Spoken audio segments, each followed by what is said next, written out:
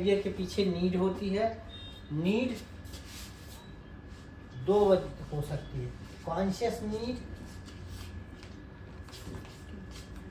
और unconscious need. Conscious need का मतलब जो आप जानते हैं, जो भी है, जो नीड्स आपको पता है कि ये मेरी नीड है, वो तो कॉन्शियस है, आप ऑलरेडी जानते हैं। नोन और अनकॉन्शियस मतलब अननोन। आपकी नीड तो है पर आप जानते भी नहीं। जितने भी आपके बिहेवियर हैं वो सिर्फ और सिर्फ आपकी नीड फुलफिल कर रहे हैं। तो बिहेवियर में एक तो हम ऐसे डिवाइड कर सकते हैं, एक्टिव और पैसिव बिहेवियर, दूसरा कॉन्शियस और अनकॉन्शियस बिहेवियर, तीसरा इसके अलावा इंटरनल और एक्सटर्नल बिहेवियर। इंटरनल बिहेवियर का मतलब आपके अपने अंदर ओन बॉडी, जो आपकी बॉडी के अंदर बिहेवियर होता है वो सब। जैसे आपको ठंड लगती है तो आप अपने आप को ठंड से बचने के लिए कर रहे हैं, जो कुछ भी आप अपने आप के अंदर कर रहे हैं ऑटोमेटिक मैकेनिज्म में, वो जो बिहेवियर है वो आपका अपने लिए है। और एक आप एक्सटर्नल इन्वायरमेंट में कर रहे होते हैं, आउटर इन्वायरमेंट में वो। तो दोनों इस तरह से आप बिहेवियर को डिवाइड कर सकते हैं कितने भी तरीके से। अब हर बिहेवियर का सोर्स क्या है? एक्सटर्नल क्या हुआ? एक्सटर्नल का मतलब जो कुछ आप बिहेवियर जनरली कहते हैं, आप जो कुछ इन्वायरमेंट में कर रहे हैं, ठीक है, जैसे आप बात कर रहे हैं, हंस रहे हैं, खेल रहे हैं, उठ रहे हैं, बैठ रहे हैं, क्रिटिसाइज कर रहे हैं, गुस्सा कर रहे हैं। और इंटरनल बिहेवियर वो जो आपकी बॉडी के अंदर हो रहा है, आपकी बॉडी की मैकेनिज्म को रिस्टोर करने के लिए, ठीक है।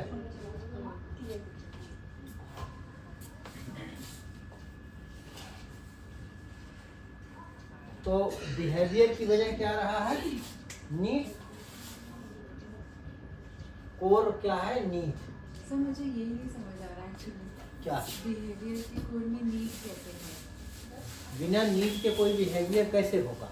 बिहेवियर का मतलब ही है कि अपने नीड को फुलफिल करने का तरीका। जब बच्चों को बोलने लगा बिहेवियर से, वो साइकोलॉजी के लिए थोड़े बोल रहे हैं, बिहेव तो तब भी कर ही रहे हैं, आपकी पसंद का नहीं कर रहे हैं ना। Behave as per my life, ये कहा करिए, behave the way I want. So respecting somebody is a behavior. If it has हर चीज बिहेवियर है। डिसरिस्पेक्ट करना, डिसरिस्पेक्ट करना, कुछ न करना, सब बिहेवियर है, ठीक है। तो पहले क्या होता है? नीड। नीड के जब नीड होती है तो इंटेंट होता है। क्या? Intent to fulfil your need. जब नीड होती है इंटेंट होता है, इंटेंट के बाद एक्शन होता है, और एक्शन के बाद रिजल्ट आता है। रिजल्ट आपका दो तरीके का हो सकता है, वांटेड हो, नीड फुलफिल हो,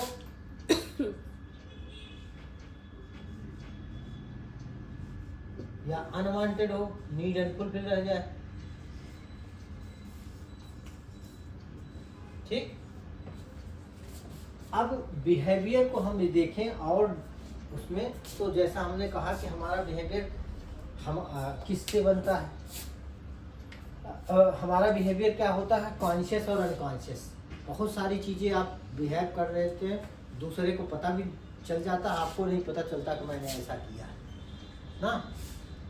बहुत सारी सिचुएशन में ऐसा होता है कि आपको खुद ही नहीं याद होता कि आपने ऐसा बिहेव किया, या आपकी बॉडी लैंग्वेज ऐसी हुई थी। सारी बॉडी लैंग्वेज भी आपका बिहेवियर ही है। अगर हम गुस्सा कर देते हैं, हमें पता नहीं चलता हमने गुस्सा कर लिया। हाँ, तो सर जो वॉइस का जो टोन होता है वो भी बिहेवियर नहीं आएगा। सब कुछ बिहेवियर में आएगा, सब कुछ। ठीक है, चाहे आप आई का मूवमेंट हो, सब बिहेवियर है।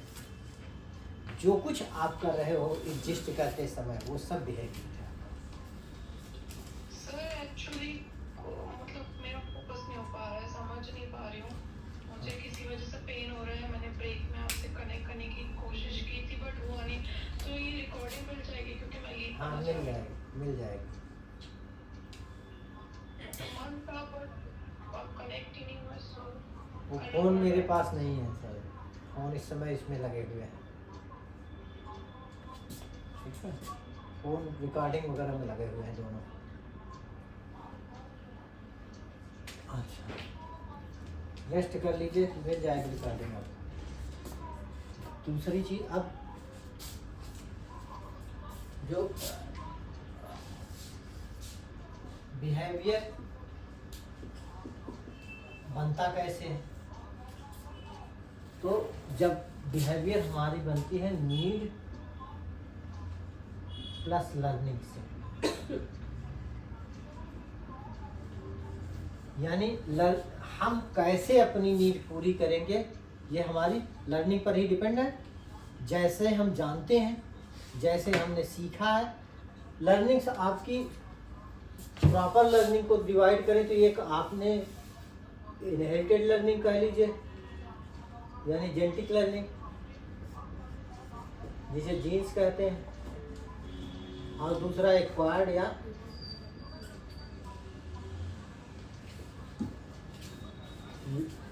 आपकी लाइफ में जो आपने लर्न किया है। ठीक है, इनहेरिटेड यानी जेनेटिक, उससे भी आपके बहुत सारे बिहेवियर चलते हैं, और एक्वायर्ड जो आपने पैदा होने के बाद सीखा है। तो इसमें लर्निंग्स में दोनों चीज़ें आती हैं।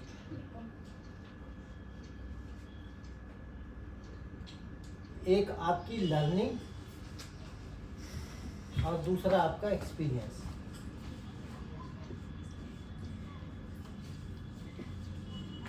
प्लेन लर्निंग और एक्सपीरियंस। लर्निंग यानी जो कुछ आपने जो आप दूसरे के एक्सपीरियंस से जानते हैं, मोटा मोटा उसे हम लर्निंग कहते हैं। और जो हम लर्निंग नहीं, नॉलेज और एक्सपीरियंस।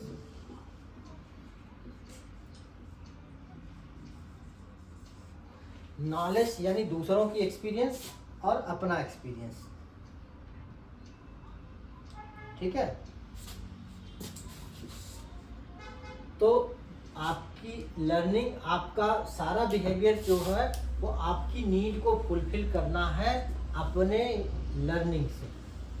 अब किसी ने क्या बिहेव किया, यहाँ सबसे इम्पोर्टेंट ये है कि किसी ने क्या बिहेव किया, ये आपके बारे में बिल्कुल नहीं बताता। जो मैं हमेशा आपसे कह रहा होता हूँ, अपने बारे में उससे जानने को कुछ खास नहीं मिलता। किसी के भी बिहेवियर से खुद के बारे में इंटरप्रेट करना, यही सबसे बड़ी गलती होती है जिससे हम सफर करते हैं। कोई कुछ भी बिहेव कर रहा है तो वो उसके बारे में बता रहा है कि उसका कोई नीड है और उसका कोई फुलफिल करने का तरीका है। अलग अलग मोमेंट में आप ये तरीके भी अलग अलग ओपन हो सकते हैं। ठीक है, अब नीड और knowledge and experience is part of learning है। हाँ, लर्निंग से ही नॉलेज और एक्सपीरियंस से बनता नहीं। एक्वायर्ड लर्निंग जो है वो नॉलेज और एक्सपीरियंस तो है। आप ये देखिए, या तो नॉलेज होगा या एक्सपीरियंस होगा। ठीक है, तो जब भी किसी का बिहेवियर है तो क्या बता रहा है, वो उस इंसान की नीड है कुछ, और उस इंसान का कुछ तरीका है उसको फुलफिल करने का, यही बता रहा है ना। इसमें आपका क्या है, कुछ है नहीं, आपका क्या है ये बता रहा है। उसके बिहेवियर से जो आपकी नीड ट्रिगर होती है उससे आप बिहेव करने लगते हो। ठीक है, किसी ने कुछ बिहेव किया,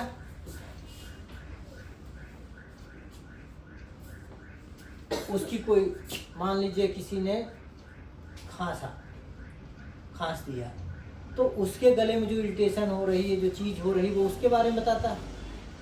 अब उसके खांसने से अगर आप डर गए और डर करके आप अपने आप को प्रोटेक्ट करने लगे, तो उसका मतलब उससे के बिहेवियर से कोई आपकी इनसिक्योरिटी ट्रिगर हुई है, जिसकी वजह से जिस इनसिक्योरिटी को आप मैनेज करने की कोशिश कर रहे हैं, तुम लोग हंसने लगे। ठीक है, समझ रहे? तो हमें उसके बिहेवियर से डिस्टर्ब होने की बजाय ये देखना चाहिए कि उसके बिहेवियर से हमारे अंदर क्या ट्रिगर हुआ, कौन सी इनसिक्योरिटी ट्रिगर हुई। अब हमें उस इनसिक्योरिटी को स्टेबलाइज करने के लिए जो आप बिहेव कर रहे हो, जैसे ही कोई इनसिक्योरिटी ट्रिगर होती है, आपकी एक नीड हो गई तो फील सेफ अगेन।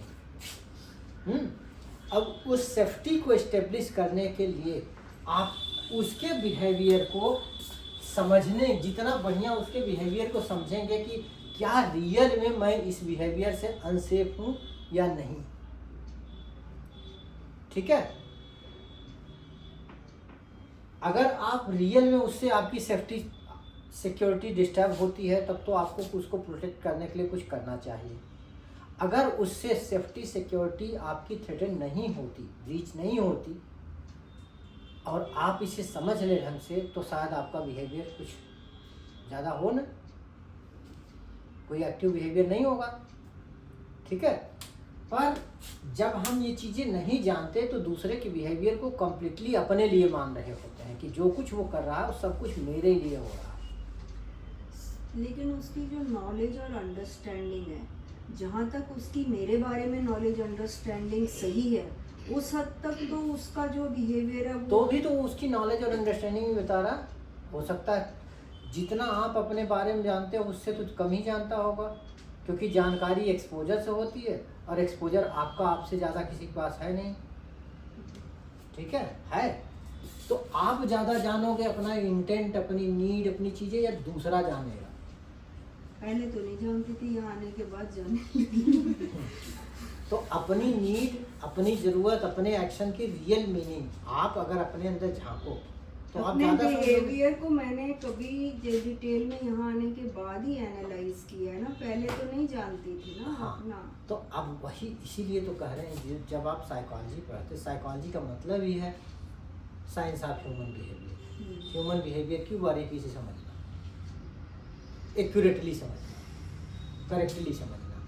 हाँ, तो किसी के भी बिहेवियर को आप समझने की कोशिश कर रहे हो, उसको खाली ऑब्जर्व करो, अपने से मत लो, तो आपको बहुत कुछ दिख जाएगा कि वो कितना परेशान है, कितना बेचैन है, क्या उसकी चीज़ें ट्रिगर हुई होगी, क्या ऐसे बिहेवियर किस सिचुएशन में आ सकते हैं। आप समझोगे, आपको सब कुछ दिख जाएगा। लेकिन जब आपका उसके बिहेवियर से आप अपने लिए इंटरप्रेट कर लेते हो, आपकी इनसिक्योरिटी ट्रिगर हो जाती है, तो फिर आप उसके बिहेवियर को ऑब्जर्व करने की बजाय अपनी सेफ्टी इंश्योर करने में लग जाते हो, और वो भी बड़े अनप्रोडक्टिव तरीके से।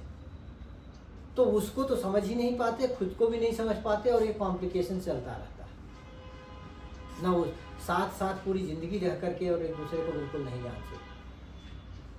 ठीक है, तो हम जितना खुद को नहीं समझते थे, उससे ज़्यादा आपने समझा एंड बताया कि मैंने समझा नहीं, मैं आज भी नहीं समझता, मैं समझने के तरीके खाली बताता हूँ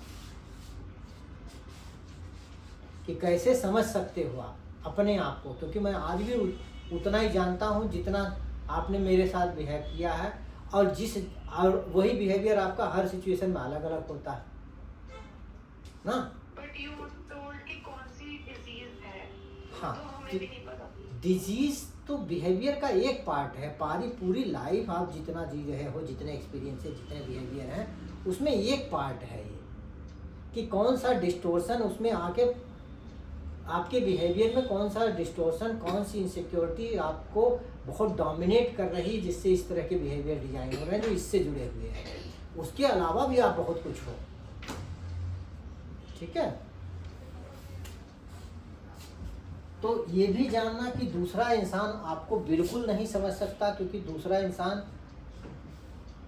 आपको कभी भी इतना नहीं समझ सकता। कोई साइकोलॉजिस्ट कोई भी नहीं समझ सकता। वो आपके एक एस्पेक्ट को देखता है, वो भी अपनी अंडरस्टैंडिंग से इंटरप्रेट करता है। हाँ, आप जो इन्फॉर्मेशन देते हो उसके बेस पे कुछ साइंटिफिक एनालिसिस करके किसी कोर को, किसी इशू को समझ सकता है, किसी इनसिक्योरिटी को समझ सकता है, आपके बताए हुए बिहेवियर से आपके पास्ट के एक्सपीरियंस को समझ सकता है। ठीक है, आपको पूरा नहीं समझ सकता कोई भी। तो ये भ्रम भी हटा देना चाहिए कि साइकोलॉजिस्ट आपको समझता है।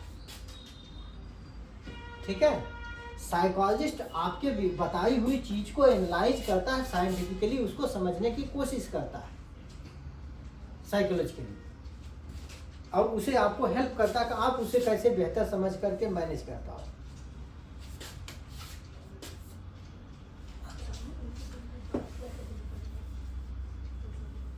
अब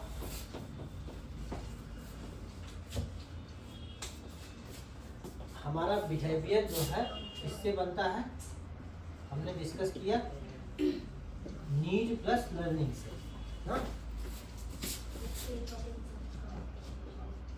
प्लस लर्निंग। अब यानी और हमने ये देखा कि बिहेवियर कुछ और नहीं, अपने नीड को फुलफिल करने का तरीका है लर्निंग के थ्रू। हाँ, तो जैसे जैसे क्वालिटी लर्निंग की बेटर होएगी वैसे वैसे बिहेवियर बेटर होगा, क्योंकि वही नीड इंसान बेहतर तरीके से पूरा कर पाएगा। समझे? और अगर कोई अपनी नीड को पूरा नहीं कर पा रहा है ठीक से, तो इसका मतलब है कि जो कुछ उसने लर्न किया है वो उसके लिए प्रोडक्टिव साबित नहीं हो रही है ना। समझे? और इसमें उसकी कोई कमी नहीं है, उसमें लर्निंग की कमी है, उस इंडिविजुअल की कोई कमी नहीं है, उसका कोई फॉल्ट नहीं, उसका कोई प्रॉब्लम वो नहीं है। इसका मतलब है कि कुछ उसने लर्निंग, उसकी लर्निंग में कमी है। और लर्निंग कभी भी ली जा सकती है, कैसे भी ली जा सकती है। ठीक है, और लर्निंग में दोनों है, जैसे मैंने बताया प्रोडक्टिव और अनप्रोडक्टिव।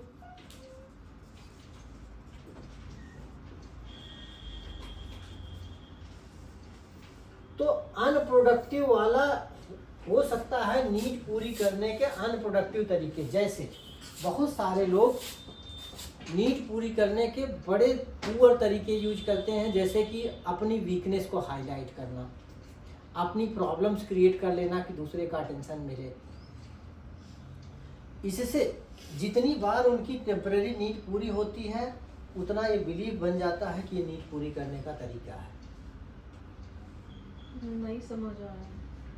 जैसे बच्चे का होता है, वो पता चल जाता है कि मैं रोऊंगा तो मुझे ये चीज़ मिल जाएगी। हाँ, देखिए बच्चे के लिए तो ठीक है, क्योंकि बच्चे को रोना एक्सप्रेशन है ना। बच्चों के लिए रोना पावर है, क्योंकि उनको वो पूरी तरह से डिपेंडेंट है और उन्हें कम्युनिकेशन अभी अच्छा नहीं आता, अपनी बात कहना नहीं आता। उससे सारे लोग बड़े हैं, उनसे वो हारा हुआ महसूस करता है। तो रोना उसका पैदाइशी है। अभी उसने बहुत सारी चीज़ें बिना रोए वो मैनेज कर लेता है, कुछ चीज़ें ऐसी जिसको मैनेज करने का पाने का तरीका उसने बेहतर सीखा नहीं। रोना तो पैदाइशी है, रोना उसने सीखा नहीं है। यानी बहुत सारी चीज़ों को फुलफिल करने के तरीके वो सीख गया है और बहुत सारी चीज़ों के सीखने के अभी बाकी हैं, या कुछ सिचुएशन में उसने सीख लिया है कैसे करना है। और बहुत सारी डिफिकल्ट सिचुएशन ऐसी हैं जहाँ सारे लोग बड़े हैं, सारी चीज़ें, वहाँ वो तरीका नहीं जानता, तो रोना उसका पुराना वाला तरीका वो यूज कर रहा होता है। जब वहाँ भी सीख जाता है तो उसमें भी वो रोना बंद कर देता है। ठीक है, तो बच्चे ने रोना सीखा नहीं है, बच्चे ने रोना सीख करके ही पैदा हुआ। ठीक है, अब जब कोई इंसान अपने पर भरोसा नहीं करता, सेल्फ बिलीफ की बहुत कमी होती, सेल्फ स्टीम की, तो अपनी वीकनेस को यूज करता है यानी उसको याद आता है कि जब जब मैं वीक पड़ा तो मुझे सपोर्ट या अटेंशन मिली, केयर मिला। और फिर वो उसको जब जब वीक देखता है और उसे यूटिलाइज करने लगे तो ये बहुत रॉन्गली माइंड में जाके इस्टेब्लिश हो जाता है कि लोग इसी तरीके से मेरी ज़रूरतें पूरी करेंगे। ये एक पैथोलॉजिकल वे है, अनप्रोडक्टिव वे है। क्यों? क्योंकि सिंपैथी से जो चीज़ आती है, दया, कृपा, वो चीज़ जॉय का कारण कभी नहीं बनती। जॉय का कारण बनती है जो कैपेबिलिटीज से आती है। वीकनेस से आई चीज़ सेफ्टी के लिए ज़रूरी है, सेफ होने के लिए, पर जॉय का कारण नहीं बन सकती, फ्रीडम का कारण नहीं बन पाती। ठीक है।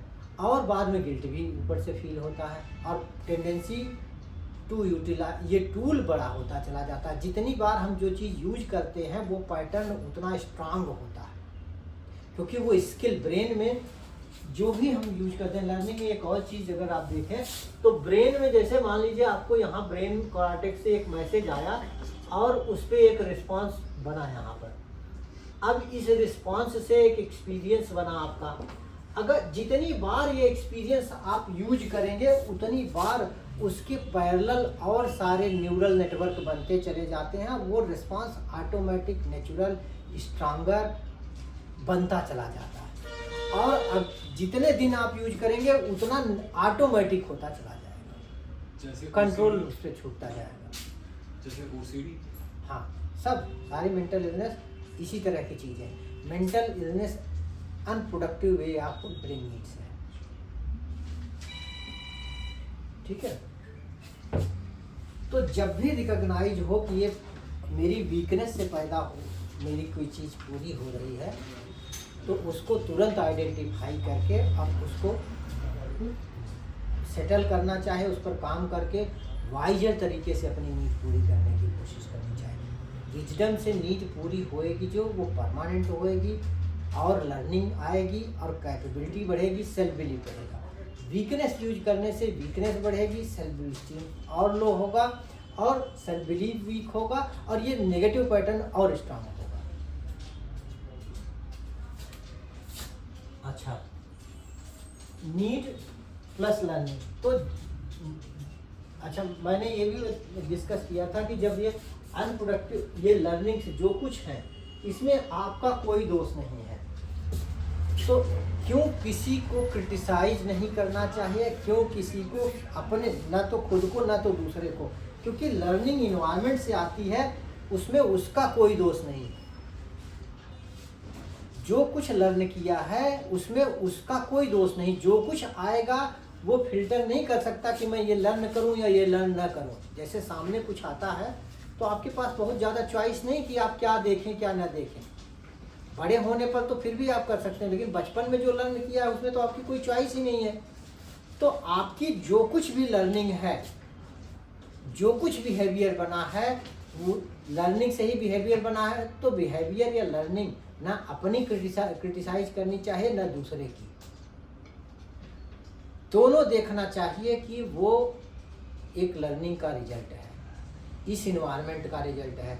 हमें उससे सीखना चाहिए कि अगर हम कुछ गलत कर रहे हैं तो देखें कि क्या बिहेवियर हमारा अनप्रोडक्टिव जा रहा है और दूसरा कर रहा है तो उसका अनप्रोडक्टिव क्या है, और ये सीख सकते हैं कि कैसे इंसान ने अनप्रोडक्टिविटी सीखी और उससे उसका क्या नुकसान हो रहा है, ये भी सीख लेते हैं आप। जब आप ये देखते हैं कि दूसरा कैसे अनप्रोडक्टिवली बिहेव कर रहा है तो आपको ये भी सीखने को मिल रहा होता कि कैसे उसकी अनप्रोडक्टिविटी उसके लिए सक्सेसफुल एफर्ट नहीं है। ठीक है। अच्छा, जब हम अपनी नीड को फुलफिल करते हैं, जब हमारी लर्निंग यूज होती है और नीड फुलफिल होती है, तो हमारे अंदर एक पैटर्न बनता है नीड फुलफिल करने का तरीका। ठीक है। अच्छा, हेल्दी सेल्फ स्टीम वाला अपने आप नेचुरली डे बाय डे जैसे जैसे बच्चा बड़ा होता है वैसे वैसे वो इंडिपेंडेंट होते चला जाता, अपने आप नेचुरली इंडिपेंडेंट होता है। सिर्फ वहीं वो इंडिपेंडेंट नहीं हो पाता जहाँ पर उसका कोई पार्ट अभी भी स्टक है। वीक पड़ा रह गया है, उसके लिए उसने इनफ लर्निंग नहीं पाई है। ठीक है, जैसे एक बच्चा छोटा गाड़ी चलाना सीख सकता, साइकिल बड़ी अच्छी चला सकता है, लेकिन कम्युनिकेट नहीं कर सकता किसी सोसाइटी में, किसी पब्लिक में। IAS क्वालिफाई कर सकते हैं पर स्टेज पे बोल नहीं सकते, ये भी देखा ना, समझे। इंजीनियर हो गए हैं पर किसी छोटी सी चीज़ से डर रहे हैं, यानी एक तरह की लर्निंग उनकी बहुत ज़्यादा हो गई। दूसरे तरह की जहाँ डर लग रहा, जहाँ इनकम्पिटेंट फील कर रहे हैं, वो उनकी वीकनेस खाली लर्निंग की ही कमी है। और वो लर्न कर ले, किसी से कंपेयर करके खाली ये जाना जा सकता है कि उसको अगर ये लर्निंग आती है तो उसका एक्सपोजर ऐसी चीज़ से हुआ होगा। इनफ कम और ज़्यादा देखना भ्रम है। जिस चीज़ में उसका ज़्यादा एक्सपोजर हुआ उसने वो ज़्यादा लर्न किया, जिसमें मेरा ज़्यादा एक्सपोजर हुआ मैंने लर्न किया। किसी से कोई एक दूसरे से कंपेरेबल नहीं, क्योंकि दो लोगों का अपब्रिंगिंग का एनवायरनमेंट एक जैसा कभी नहीं हो सकता। लेकिन अगर सिबलिंग्स में भी तो ऐसा होता है कि वो सिबलिंग्स अलग-अलग डिफरेंट टाइप की लर्निंग शो करते हैं, और किसी एक का बिहेवियर होता है वो कम डरता है, वो ज़्यादा एडजस्टेबल होता है, और उसके कंपैरेटिव में दूसरा जो होता है वो अलग होता है। ये मैं आपको और एक्सप्लेन कर दे रहा हूँ। हाँ, ये बलजीत शायद आपने लास्ट सेशन नहीं किया था, तो उसमें शायद मैंने किया था ये चीज़ कि हमारी लर्निंग कैसे होती है। जैसा मैंने आपको बताया था कि पांचों सेंस ऑर्गन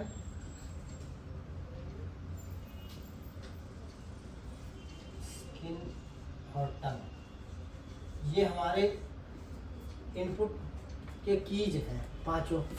85% लर्निंग आइज से होती है, 7% के ऑलमोस्ट ईयर से, और बाकी तीनों 8% लर्निंग। ठीक है, तो आइज से जो हमारी लर्निंग हो, जब दो बच्चे एक ही घर के दो बच्चे, क्या एक जुड़वा बच्चे भी जो एक समय पैदा हुए हैं, वो भी हर समय अलग अलग चीज़ें देख रहे हैं। समझे नहीं कि एक ही चीज़ देख रहे होते हैं हर पल। तो एक ही जुड़वा बच्चे भी क्या होते हैं, अलग अलग इंफॉर्मेशन के साथ ग्रो कर रहे हैं एक ही इन्वायरमेंट में। क्या ऐसा होता है कि दोनों एक ही चीज देख रहे हो हर समय? हर पल आंखें वीडियोग्राफी कर रही हैं और इंफॉर्मेशन भर रही हैं। आपकी लर्निंग का 85% सोर्स तो सिर्फ यही वीडियोग्राफी है, यही लर्निंग है, यही चीज है ना। तो दो लोग एक जैसे कैसे हो जाएंगे? आपने सियामीज ट्विंस पढ़ा होगा, पढ़ा है बायोलॉजी में। ट्विंस तीन तरह के होते हैं, दो तरह के होते हैं बेसिकली, मोनोजाइगोटिक और डायजाइगोटिक। पढ़ा है किसी ने?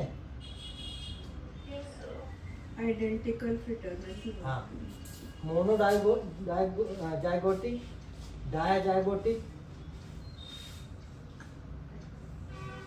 मोनोजाइगोटिक का मतलब एक ही एक सिंगल एग से डिवाइड हो करके,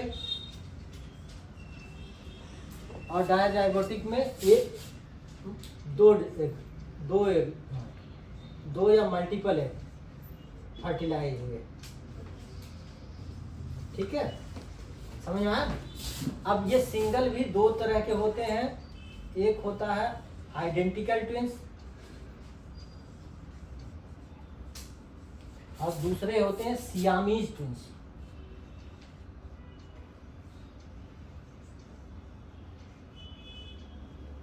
पढ़ा किसी ने? सर आपने ही बताया था, वो मुझे हाँ। याद है। हाँ, आइडेंटिकल मतलब जो दोनों एक जैसे दिखते हैं, और सियामीज जो जुड़े हुए होते हैं आपस में। जो जुड़े हुए होते हैं उसमें भी नेचर ने ऐसा नहीं बनाया है कि दोनों एक ही साइड में देख रहे हैं हमेशा। दोनों ऐसे जुड़े होते हैं, ऐसे जुड़े होते हैं, ऐसे जुड़े होते हैं कि दोनों हमेशा डिफरेंट डायरेक्शन में देख रहे हैं। देखा बलजीत? हाँ, तो जो कुछ इंफॉर्मेशन कलेक्ट कर रहे हैं, इसे कुछ लर्निंग के लिए ये कहा जाता है कि नेचर ने ऐसा बनाया है कि ये वेरिएशंस बनी रहे, और इसी वजह से, ये नेचुरल वेरिएशन की वजह से ही दो लोग एक समय, जितने हमारे ऑपरेटर्स हैं लर्निंग के, वो इंटायरली अलग कॉम्बिनेशन ऑफ इंफॉर्मेशन जुटा रहे होते हैं ना, समझे? हाँ, तो जो भी कॉम्बिनेशन ऑफ इंफॉर्मेशन आपके पास आ रही है, प्रोसेस हो करके हो रही, एक तो जो इंफॉर्मेशन आ रही है सिर्फ वही आप नहीं लेते, जो इन्फॉर्मेशन आपकी आ रही है उसके पहले से जो आपके पास इन्फॉर्मेशन आप उससे इंटरप्रेट करके ले रहे होते हैं। तो एक ही अगर दो जुड़वा लोगों में, ये दो लोगों में भी एक ही एग्जैक्टली इन्फॉर्मेशन दी जाए तो भी लोग डिफरेंटली लेते हैं, ठीक है? इसीलिए दो लोग जुड़वा बच्चे भी एक जैसे नहीं होते। शुरू में दोनों का नेचर एक जैसा होता है, जैसे जैसे ग्रो करते हैं बदलते चले जाते हैं। क्लियर? दोनों की लर्निंग काफी अलग हो जाती है। एक तो सर मैंने केस सुना था जिसमें शायद 2 सिस्टर्स जुड़ी हुई थी and they decided to part. इसमें ये भी था कि एक ही डेथ, एक शाहरुख को लाइक करती है, एक सलमान को। हाँ, तो एक ही डेथ हो जाएगी, but they chose to die कि नहीं कोई बात नहीं, हम एक साथ नहीं रह सकते। दे वर सो डिफरेंट। लड़ती नहीं होगी ना? तो ये हमेशा आप देखते हो जितने भी ट्विंस होते हैं, ये इससे आपको बहुत सारी चीज़ समझ में आएगी कि दो एग्जैक्टली कभी हो ही नहीं सकता। आप एक पेड़ की 2 पत्तियां देखिए, एक जैसी कभी नहीं होती, ठीक है? सबके अलग अलग होते हैं। अपेरेंटली लगेगा दूर से, नज़दीक जाओगे आप अगर उसको क्लिनिकल स्टडी करो तो सब अलग होते हैं, क्योंकि हर चीज़ 2 पत्ते एक साथ उग नहीं रहे होते, उग भी रहे होते 2 डायरेक्शन में होते हैं, दोनों में हवा अलग अलग आ रही है, दोनों में चीज़ें अलग अलग आ रही है, धूल अलग अलग पड़ रही है, सब चीज़ें, तो सबकी ग्रोथ इंटायरली अलग होती है। यही इसकी ब्यूटी है, यही इसकी वेरिएशन, ठीक है? अपने वेरिएशंस को, अपनी वेरिएबिलिटी को, अपनी यूनिकनेस को पहचानना और उसके साथ एक हो जाना, यही मुक्ति है, यही फ्रीडम है। किस चीज़ से? जो कुछ हमने सीख लिया, हमें ऐसा होना चाहिए, वैसा होना चाहिए, इनके जैसा होना चाहिए, उनके जैसा नहीं है, इससे समझ आया? सर एक क्वेश्चन ये था कि मेरी मतलब एक फ्रेंड है, उसकी 2 सिस्टर्स जुड़वा है, तो वो बताती है कि जैसे दोनों ट्विंस में से एक कहीं और रहेगी और दूसरी वाली कहीं और, लेकिन उन दोनों को एक ही टाइम पे एक ही चीज खाने की इच्छा होती है। तो ये देखिए, एक ही चीज़ एक ही समय खाने की इच्छा, ऐसा मुझे नहीं लगता, ठीक है? क्योंकि भूख जो है एक ही समय सबकी एनर्जी अलग अलग खर्च होती होगी, चीज़ें कर रहे होते हैं। ऐसा सिर्फ क्या कहते हैं उसको, क्वांटम फिजिक्स में एक चीज़ आती है, क्वांटम इंटेंगलमेंट, पढ़ा है आपने? एवेंजर्स की मूवी में। हाँ, जिसमें एक पार्टिकल पर कोई इफेक्ट डाला जाए तो दूसरे पर भी ऑटोमेटिक हो जाता है। वहीं पर ये सच है, ये रियल लाइफ में नहीं होता ऐसा। कहीं कुछ हुआ किसी चीज़ के लिए तो कोई इंसिडेंस है, क्योंकि जो वेरिएशन से आप एक्सपोज होते हैं वो दोनों एक जैसी वेरिएबल्स नहीं हैं उनके, इसलिए एक जैसा इफेक्ट नहीं हो सकता, एक जैसा लर्निंग नहीं हो सकती, एक जैसी मैकेनिज्म नहीं हो सकती। जो जेनेटिक से लेके आए सिर्फ वही एक जैसा हो सकता है, जो कुछ लर्न किया है वो एक जैसा नहीं हो सकता। समझ गए? ठीक है, तो मतलब वो कोइंसिडेंस रहा। हाँ, जेनेटिक्स से सेम लेके आए, लर्निंग एक्वायर्ड लर्निंग उनकी बिल्कुल एक जैसी नहीं हो सकती, ठीक? अच्छा, बिहेवियर को जैसा मैंने डिस्कस किया, बिहेवियर को सबको तकलीफ क्या होती है, सिर्फ दूसरे के बिहेवियर से या खुद के बिहेवियर से, कि वो ऐसा बिहेव क्यों कर रहे हैं या मैं ऐसा क्यों कर रहा हूँ। कोई ऐसा बिहेव क्यों कर रहा है, यही सारी तकलीफ है। मैं ऐसा कर रहे हैं या वो ऐसा क्यों कर रहे हैं, हाँ? अगर आपको ये समझ में आ जाए कि जो क्यों कर रहे हैं तो आपको तकलीफ होगी, हैं? तो इससे आप, अगर उसके बिहेवियर से आपको नुकसान हो रहा है तो आपको तकलीफ तो फिर भी नहीं, होगी। किसी के बिहेवियर से आपको नुकसान हो रहा है तो उस नुकसान को प्रोटेक्ट करिए बस। और नुकसान प्रोटेक्ट करने के लिए आपको देखना है कि आप क्या कर सकते हैं। और अगर कोई इंसान आपका नुकसान कर रहा है और वो नहीं बदलना चाहता, तो ये देखना है कि उसके ज़्यादातर बिहेवियर मेरे इंटरेस्ट में है या कम वाले। मेरे अगेंस्ट ज़्यादा है या मेरे अगेंस्ट कम है, तो ओवरऑल प्रोडक्टिविटी कितनी है, समझे? कि अगर उसके 10 बिहेवियर मेरे साथ मेरे फेवर में है, 2 उसके मेरे अगेंस्ट जाते हैं, तो 8 फेवर में है, ये कर सकते हैं। और कोई भी इंसान जिसने आपकी लर्निंग ही नहीं ली है, उसकी इंटायरली अलग लर्निंग है, वो आपके बिहेवियर को कैसे मैच कर सकता है पूरी तरह से? ये तो आइडेंटिकल ट्विंस भी नहीं कर सकते, ये भी तो समझना है। बस ये है कि उसको अपना इंटरेस्ट बहुत खुल के बताएं, अपनी चीज़ें डिस्कस करें, जितना मैनेज किया जा सके उतना मिनिमाइज करें लॉस को, ठीक है? और सर इंट्यूशंस क्या होता है? इंट्यूशन आपके अनकॉन्शियस से आ रही आइडियाज होते हैं, ठीक है, जिसे आप जानते नहीं हैं, पर आती वो भी आपके दिमाग से ही है, बाहर से नहीं आती। सर एक क्वेश्चन है, हाँ, सबकॉन्शियस माइंड और अनकॉन्शियस माइंड में दोनों में डिफरेंस होता है ना? हाँ, उत्कर्ष लास्ट टाइम आप नहीं ना, अनकॉन्शियस, सब कॉन्शियस और अनकॉन्शियस में डिफरेंस जो होता है वो ये है कि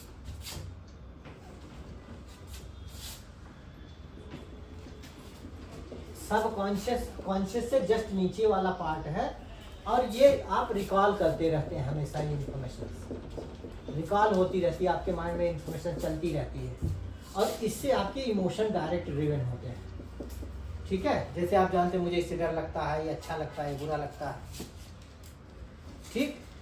याद कर सकते हैं, रिकॉल कर सकते हैं।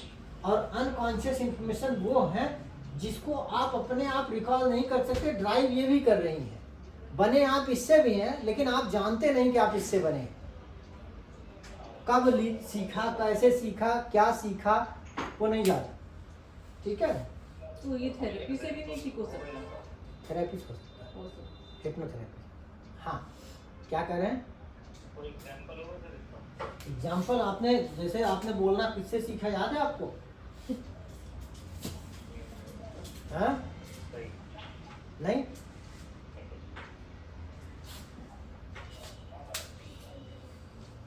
लेकिन गाना किससे सीखा याद हो सकता है ना? इंग्लिश किससे सीखा, अरबी किससे सीखा, याद हो सकता है, ठीक है? तो कौन सी चीज़ आपकी कहाँ से सीखा, जो चीज़ आप याद कर सकते हो सबकॉन्शियस में है, ठीक है? आप ये समझिए, अगर ये तालाब है तो ये तालाब के ऊपर की एयर है, ये जो है पानी है, और ये ज़मीन कीचड़ है, और ये उसके कीचड़ के नीचे की ठोस जमीन है,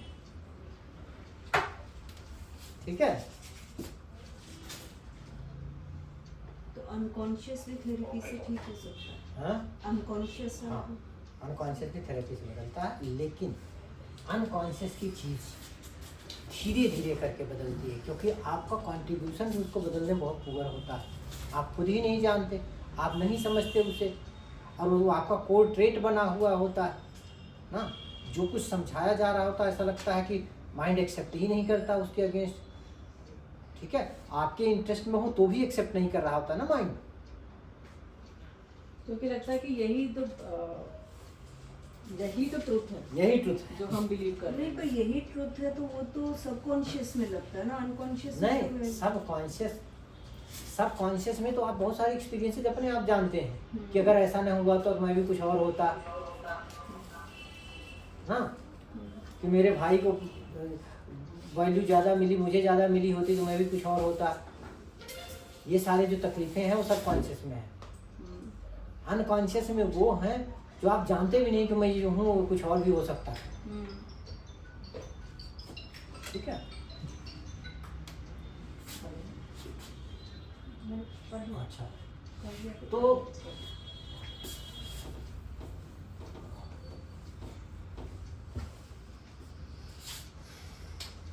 अब लर्निंग्स,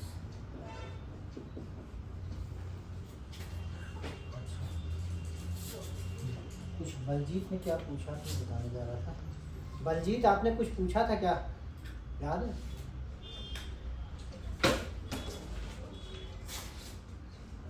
सिबलिंग्स मैंने पूछा था। अच्छा, वो तो बता दिया। लर्निंग्स में उन्होंने बताया आपको अनप्रोडक्टिव लर्निंग्स, चाहे कॉन्शियस हो या अनकॉन्शियस हो, यही बदलना ही थेरेपी है। तो इससे जो बिहेवियर बनता है, लर्निंग से बिहेवियर भी होता है, वो भी यही है।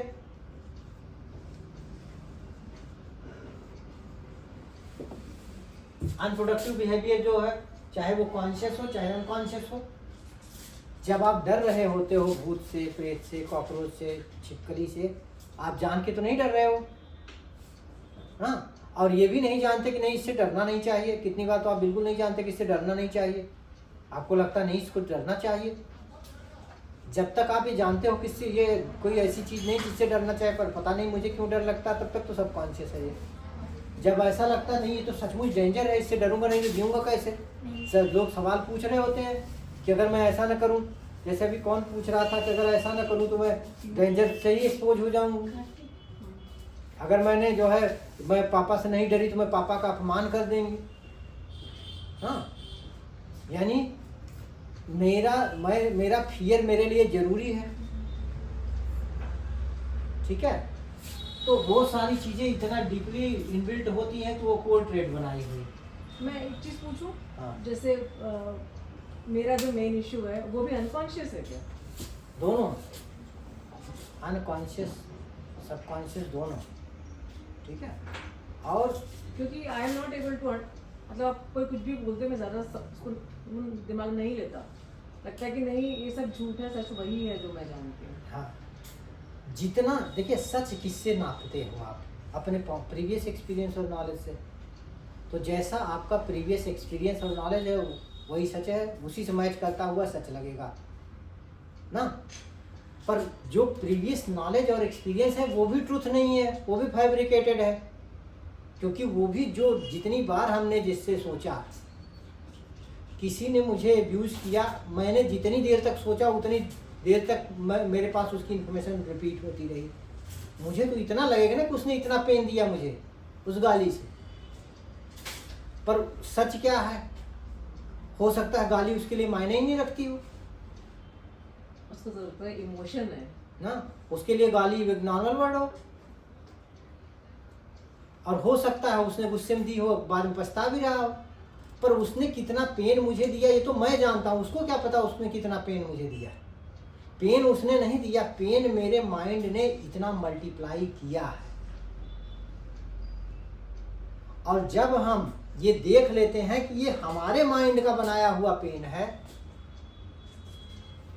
तो हम उसको रेक्टिफाई कर सकते हैं। जब तक हम ये सोच रहे हैं कि ये दूसरे का दिया हुआ, हम कभी रेक्टिफाई नहीं कर सकते, ठीक है। कुछ भी किसी ने कहा हो आपको, जब तक आपको रियलिटी में कोई हार्म न पहुंचाया, कोई ओपिनियन ही दिया होगा, किसी ने कहा होगा, हो सकता है ओपिनियन देने का तरीका उसका रफ हो, बस यही होगा।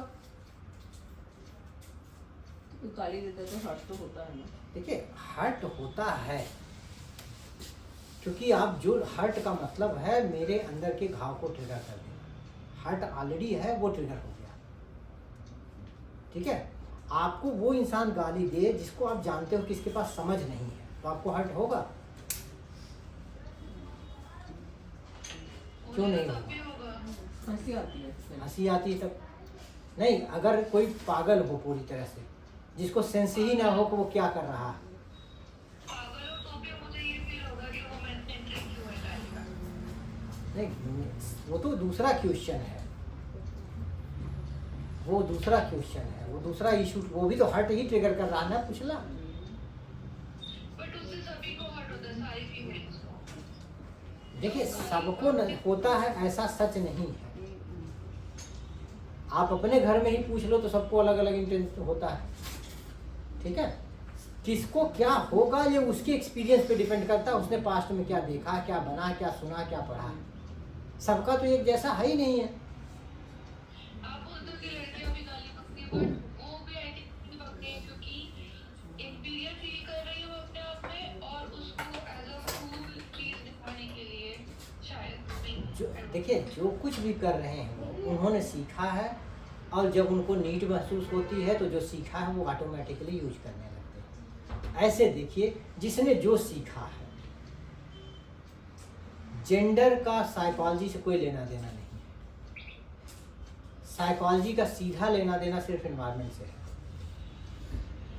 पर जेंडर में हार्मोन्स आते हैं, हार्मोन्स का तो हार्मोन्स का साइकोलॉजी से कोई लेना देना नहीं, हार्मोन्स का बायोलॉजी से ज़्यादा लेना देना है। हाँ, जो आपने सीखा है आपकी बायोलॉजी को वो डिस्टॉर्ट जरूर करता है, ठीक है। जैसे अगर आपको डर लग जाए तो आपकी भूख चली जाएगी, पर भूख की वजह आपका बायोलॉजी है, ठीक है। तो साइकोलॉजी का मतलब है जो आपका बिहेवियर आपकी लर्निंग से बना है, आपकी बायोलॉजी से बना है। बायोलॉजी और साइकोलॉजी में यही अंतर है। साइकोलॉजी का मतलब, बायोलॉजी का मतलब जो जीन्स से चल रहा है बिहेवियर, और साइकोलॉजी का मतलब जो आपने लर्न करके बिहेवियर। बट एस्ट्रोजन और टेस्टोस्टेरोन का नेचर अलग-अलग होता होगा ना, तो देखिए, वो तो नेचर अलग अलग होता है, पर तरीका तो सीखा हुआ है ना।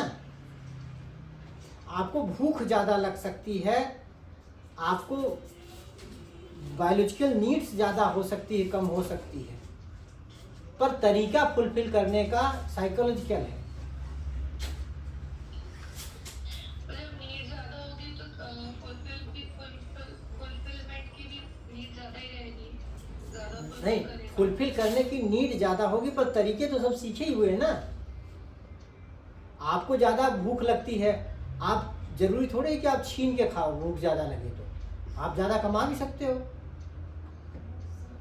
ज़्यादा मेहनत कर सकते हो। तो मान लो इस प्रोजेक्ट जैसे भूख ज्यादा लग रही थी मेरे को, तो उसका नेचर ऐसा हो जाएगा कि देखिए, भूख ज़्यादा लग रही है तो भूख पूरी करने के तरीके क्या होगा वो तो सीखा होगा ना, कि कौन से तरीके सीखे पूरा करना। तो ठीक है, भूख ज्यादा लगेगी तो वो खाएगी भी ज्यादा, तो नेचर मतलब साइकोलॉजी हो गई ना।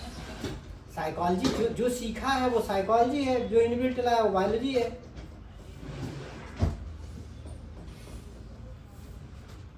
ठीक है। तो क्या हार्मोन्स की वजह से साइकोलॉजी पे कोई फर्क नहीं पड़ता? साइकोलॉजी से हार्मोन्स पर फर्क पड़ता है, दोनों फर्क जरूर पड़ता है, इसमें कोई शक नहीं, फर्क बहुत पड़ता है। नहीं, but I am asking is कि एस्ट्रोजन एंड टेस्टोस्टेरोन तो दोनों के दोनों डिफरेंट हार्मोन्स हैं, तो क्या उससे फर्क नहीं साइकोलॉजी ज़्यादा ड्रिवन नहीं, साइकोलॉजी लर्न है। पता नहीं, जैसे हमारी सोसाइटी तो यही कहती है, सोसाइटी वो आदमी ऐसे ही करते हैं, बस सोसाइटी ने सिखा फिर से रखा वही है, बात, सोसाइटी की बात, सोसाइटी को स्टैंडर्ड मान, सारी सोसाइटी ने उन्हें सिखा रखा है। सोसाइटी ने जो सीख रखा है उसके लिए थोड़ी आप यहाँ आए हो, उसको भूलने के लिए आए हो। सोसाइटी को सब कुछ मान करके उसको पैरामीटर मान रखा है, उसको फिल्टर करने के लिए आए हुए कि कैसे उसको छोड़ें। ये सब तो हमें हमारे बड़े सिखा रहे थे, माँ बाप या तो बड़े कौन से साइकोलॉजिस्ट थे, सही बात है। उन्होंने भी तो वही अपने बड़ों से सीखा था जो और पहले के लोग थे। तो दिमाग तो उन्होंने भी इस्तेमाल नहीं किया ना, बड़े दिमाग इस्तेमाल करके दिमाग यही है जो साइकोलॉजी सीखी है। दिमाग 2000 साल पहले वालों के पास भी वही से था। गौतम बुद्ध आज से 2600 साल पहले हुए थे, दिमाग उनका भी वही था। अपने अंदर जाने की वजह से वो बने, बाहर जाने वाले उनके साथ साथ घूमते रहे। तो ये तो इस पर डिपेंड करता है कि इन्वायरमेंट टोटल कैसा मिला। गौतम बुद्ध अभावों से नहीं कभी गुजरे थे तो उनके लिए बड़ा आसान था तकलीफों को मल्टीप्लाई ना करना, ठीक है। कि जो कुछ उनके साथ होता था वो देख पाते थे, क्योंकि पहले का कोई अभाव ही नहीं था उनके पास, कोई विक्टिम मूड नहीं था, कोई वो नहीं था। तो उनके लिए ये आसान था। जो उनके साथ 5 और लोग गए थे वो आगे नहीं बढ़े, वो वही करते रह गए और या वहाँ से निकल गए कि वो 5 जो बाद में उनको मिले उनकी लिमिट थी, क्योंकि वो अलग अलग तरह के अभावों से निकले हुए लोग रहे होंगे। ठीक है। अच्छा, इसमें तारीफ गौतम बुद्ध की भी नहीं है, तारीफ उनके इन्वायरमेंट की है। पैदाइशी तो नहीं हुए वो भी बुद्ध, जो इन्वायरमेंट मिला जैसे जैसे वैसे समय के साथ बने। पैदाइशी तो बुद्ध नहीं पैदा हुए ना। तो उसमें उनकी सिर्फ ये देखना कि जैसा इन्वायरमेंट आप, फिर इसका मतलब कि गौतम बुद्ध के फादर मदर होंगे, वो भी ज़्यादा वाइज होंगे। नहीं, वो राजा थे। He was from a noble family. Yeah, he was from a noble He family. was a prince actually. Yeah, लेकिन सबके राजा And के astrologer ने नहीं, बताया था कि sorted he हो, would be देखिए। a monk, शादी नहीं करेगा तो बड़े सॉर्टेड होते तो उनके लिए इतना मायावी दुनिया तो नहीं बुनते। सर लेकिन वो ये ना कि हर एक राजा रानी के बच्चे तो फिर गौतम बुद्ध नहीं बनते। उसकी वजह थे कि जो राजा थे वो बड़े छोटे राजा थे, तो उन और उस एरिया में थे जहाँ लड़ाइयाँ थोड़ी कम होती थी।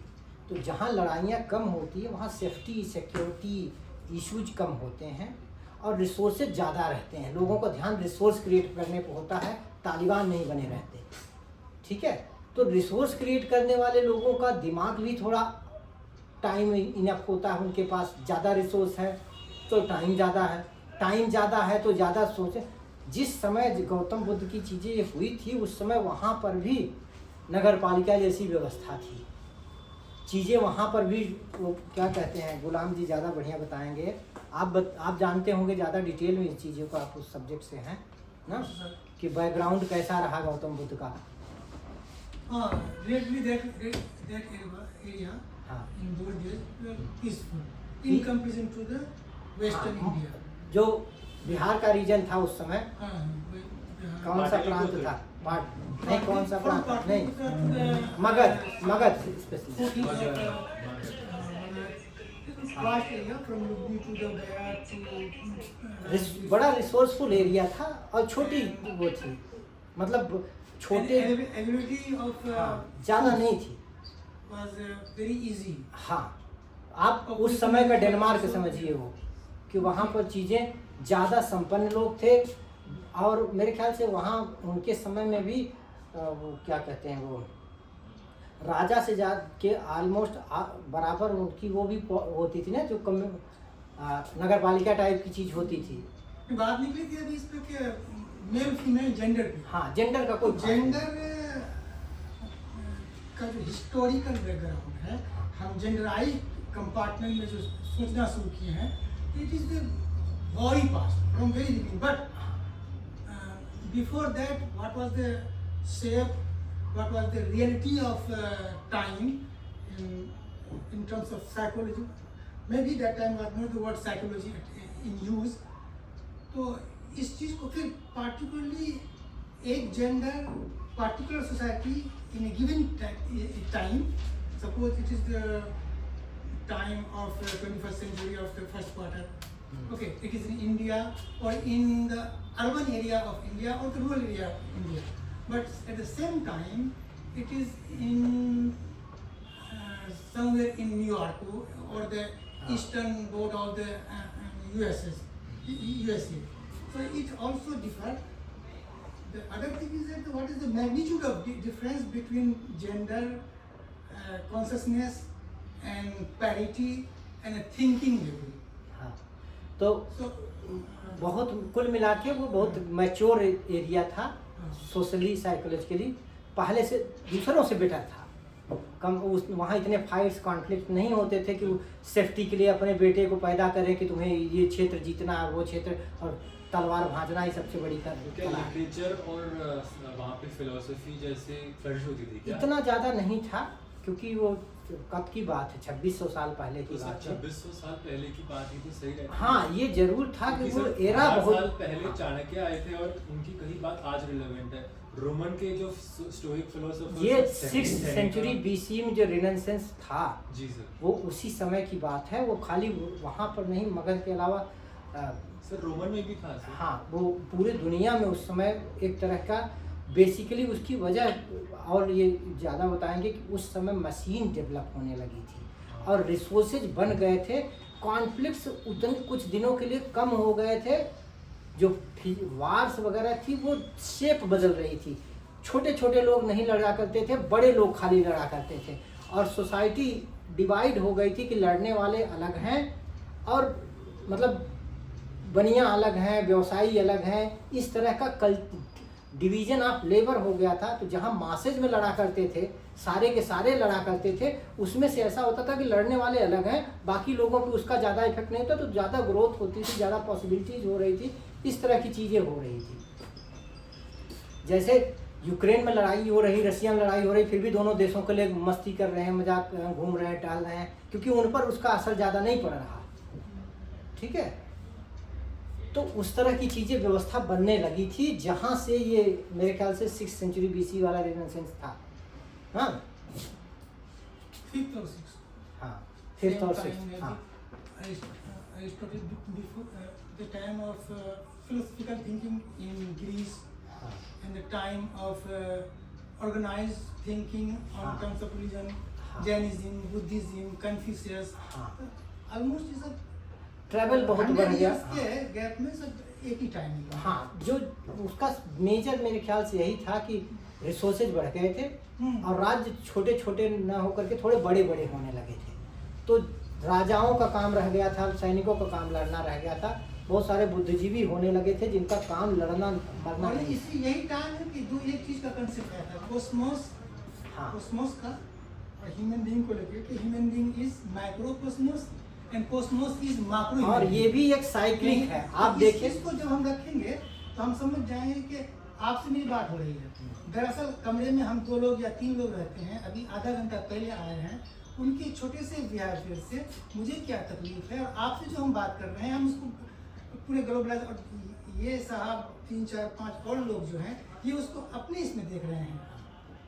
तो जो चीज़ों को जो है हम अपने में देख रहे हैं, एक्सप्रेस नहीं कर रहे हैं, एक्सपीरियंस कुछ और मेरा है और आपके सामने उसको हम पुट कर रहे हैं, तो 3-4 उसका जो है मॉडल पॉइंट होता है। तो यहाँ पे साइकोलॉजी, ह्यूमन बीइंग, परसेप्शन, आपका परसेप्शन, मेरा परसेप्शन, आपका कन्वर्ट होना शुरू होता है, और फिर हम कहते हैं कि मेरी बात डॉक्टर साहब समझ नहीं रहे हैं। हाँ, यही से हम करना शुरू करें। हाँ, बिल्कुल। देखिए, आपकी बात दूसरा तभी समझेगा जब आपकी डिटेल्स उसके डिटेल से मैच करेगी। ना समझना बेवकूफ़ी या गलती या कमी नहीं है, ना समझना सिर्फ ये बताती है कि मेरा और आपका इंफॉर्मेशन मिसमैच है। ना कोई छोटा है ना कोई बड़ा है, सिर्फ इंफॉर्मेशन मिसमैच है।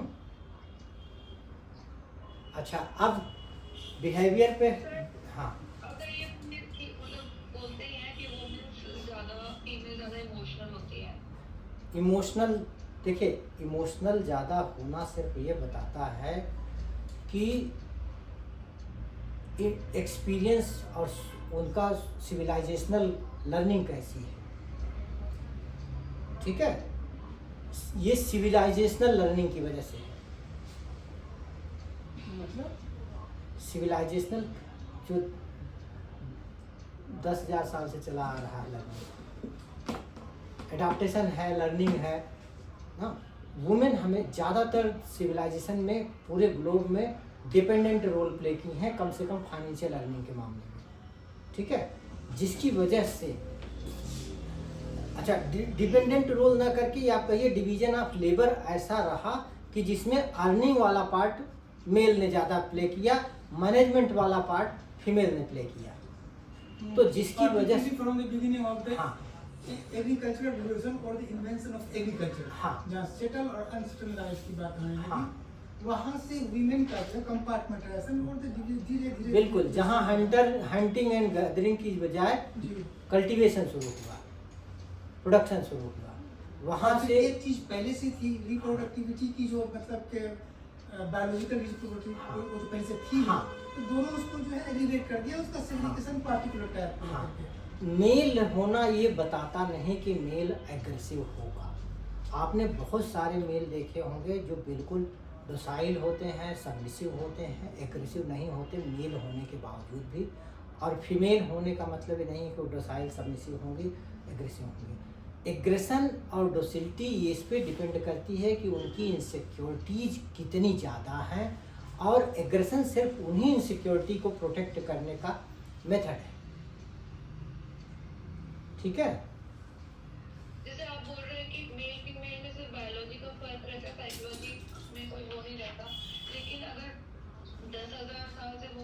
डिपेंडेंट है और एडेप्टेशन वैसा है, तो वो अल्टीमेटली तो यही लगेगा ना कि एक्चुअल में ऐसा वो सही है, लेकिन सफरिंग इस पर डिपेंड नहीं करती। जैसे मैंने आपको बताया कि आपके ही घर में 3 वुमेन होंगी तो तीनों की सफरिंग का लेवल बिल्कुल इंटायरली अलग हो सकता है। 4 बहनें हैं, एक बहन बहुत सफ़र कर रही, बाकी 3 बहनें बिल्कुल ठीक होती हैं, ऐसा भी होता है ना। एक पूरी तरह से विक्टिमहुड में लाइफ जी रही तो 3 नहीं है, ऐसा भी होता है। 4 भाई हैं, एक साइकोलॉजिकली बीमार हो गया, 3 बिल्कुल नहीं है, ठीक है। तो जो इंटायरिटी है पेन की, उसकी वजह इंटेंसिटी ऑफ लर्निंग है, इंटेंसिटी ऑफ इनसिक्योरिटीज है, और सारी लर्निंग बहुत कॉम्प्लेक्स एग्रीगेटेड कॉम्प्लेक्स मैकेनिज्म है। जितना इंफॉर्मेशन अब तक लिया है उसका, पर फीमेल कम विक्टिम मोड में रही है, कोई ज़्यादा में रही है, बट जैसे दिल्ली में होता है रोड पे रात में तो सभी अनसेफ फील करती हैं, तो उसमें तो उनका अनसेफ फील करना तो विक्टिम मोड से तो नहीं आ रहा है। देखिए सभी अनसेफ फील करते हैं ऐसा सच नहीं है। बहुत सारे लोग रोड पर इसी तरीके से घूमते भी हैं, ठीक है। हाँ, वो लोग अनसेफ फील करते हैं जिनके पास अनसेफ्टी की इन्फॉर्मेशन ज़्यादा है, पहले से डरने की टेंडेंसी है, अनसेफ्टी की इन्फॉर्मेशन है। और आप दिल्ली की सड़कों पे घूमिए तो फीमेल्स कम नहीं घूम रही होती रात में भी, है ऐसा, काफ़ी होते हैं ना। हाँ, घूमने वाले घूमते हैं, घूम रहे होते हैं। हाँ, बट अकेले नहीं घूम जाओ, आई थिंक, क्योंकि अब अकेले तो मुझे नहीं लगता, मेल भी बहुत घूम रहे होते होंगे, क्योंकि वो भी सेफ नहीं है। उनको भी दारू पी के दूसरा ये तो ग्लोबल उनकी मोबाइल और घड़ी हिस्टोरिकल लेके भाग सकता है, छीन सकता है।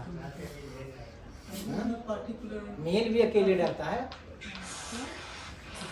कंट्री के साथ एक ठीक है। हाँ, ये इसमें कोई डाउट नहीं, इसमें कोई वो नहीं है कि मेल फिर भी बड़ा विक्टिमाइजर रहा है जन फीमेल के। उसकी वजहें आप ऑलरेडी जानते हो, उसकी वजह हैं कि वो गधे होते हैं, गधे होते हैं सारे के सारे। उसकी वजह एक्चुअली क्राइम है, हाँ? क्राइम है, क्रिमिनल नहीं, एक्टिविटी। उसकी वजह डिपेंडेंसी। डिपेंडेंसी या जब आप किसी पे डिपेंडेंट होते हो और आप, तो वो उसको आप एक राइट दे देते हो ऑटोमेटिकली, ठीक है। जैसे बड़ा भाई छोटे भाई को पूछ देता है ना, अमीर गरीब को दबाता है कि गरीब अमीर को दबाता है, हाँ? डिपेंड करता है कहाँ पे हो आप। नेता किसी का शोषण करने के लिए मेल या फीमेल होना चाहिए, तो उसके लिए सेंस ऑफ पावर और दूसरा सेंस ऑफ वीकर ये दिखना चाहिए। इसके लिए मेल फीमेल होना जरूरी नहीं, इसके लिए अपने अंदर कॉम्प्लेक्स सेंस ऑफ पावर और नीड टू डिफीट पीपल होना, और ये ईगो इशू है, ठीक है। और सिर्फ विक्टिमाइज भी वही करेगा ना जो इनसिक्योर फील कर रहा है, जो सिक्योर फील कर बिल्कुल, रहा है, तो victimize जितना सेफ और सिक्योर फील करेंगे आप, न किसी को हर्ट कर सकते हैं न विक्टिमाइज कर सकते हैं, कभी नहीं। क्योंकि आपको उसका पेन और उसकी चीज़ें साफ साफ दिखेगी, और आपके पास बेहतर तरीके हैं उसे पेन न देने के, बिना किसी को पेन दिए सर्वाइव करने के। वाइज का मतलब यह है कि ability to see many ways of survival, harming least to the survivor, other survivors.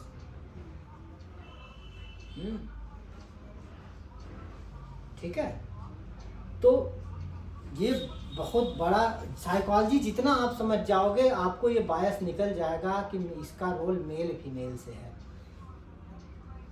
इसका role complex ego, insecurity, sense of power, इन सब से है, ठीक है। But Dr. Sir, when majority or at least a substantial proportion of the males are brought up in कि तुम लड़के हो, एंटाइटलमेंट है और आप लड़की को दबा तभी तो वो सकते ऐसे हो, करते हैं। तो फिर सड़क पे तो वो फिर लड़कियों के करते साथ हैं। मिसबिहेव बिल्कुल करेंगे। करेंगे। और वो घर में अपनी बहन के साथ ऐसे reality- कर रहे होते हैं, चाहे मेरे तो लिए प्रैक्टिकल तो रियलिटी ऐसा तो है, तो सिखाया लड़कियों को थोड़ा सेफ्टी का तो ध्यान रखना पड़ेगा ना, रियल सही। सिचुएशन देखते आपकी बात बिल्कुल सही, लेकिन सिखाता कौन है?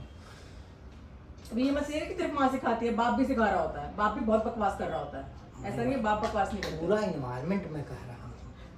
तो अगर उसके इन्वायरमेंट ने उसको ये न सिखाया होता, उसके लिए वो जिम्मेदार है या इन्वायरमेंट जिम्मेदार है? ये तो मैं कह रहा हूँ। जैसे आपके डर के लिए आप जिम्मेदार नहीं हो, वैसे उसके बिहेवियर के लिए वो जिम्मेदार नहीं। उसको जो इन्वायरमेंट ने दिया वो बन गया है। अरे आप कोई हिटलर बन चाकू के इतने बने, लोगों को जान से मार डालोगे, आपकी कोई रिस्पांसिबिलिटी नहीं है? उसके माँ बाप ये किसने कहा कि रिस्पॉन्सिबिलिटी नहीं? नहीं, तो आप कैसे कह रहे हो कि उसकी तो कोई वो है ही नहीं भाई?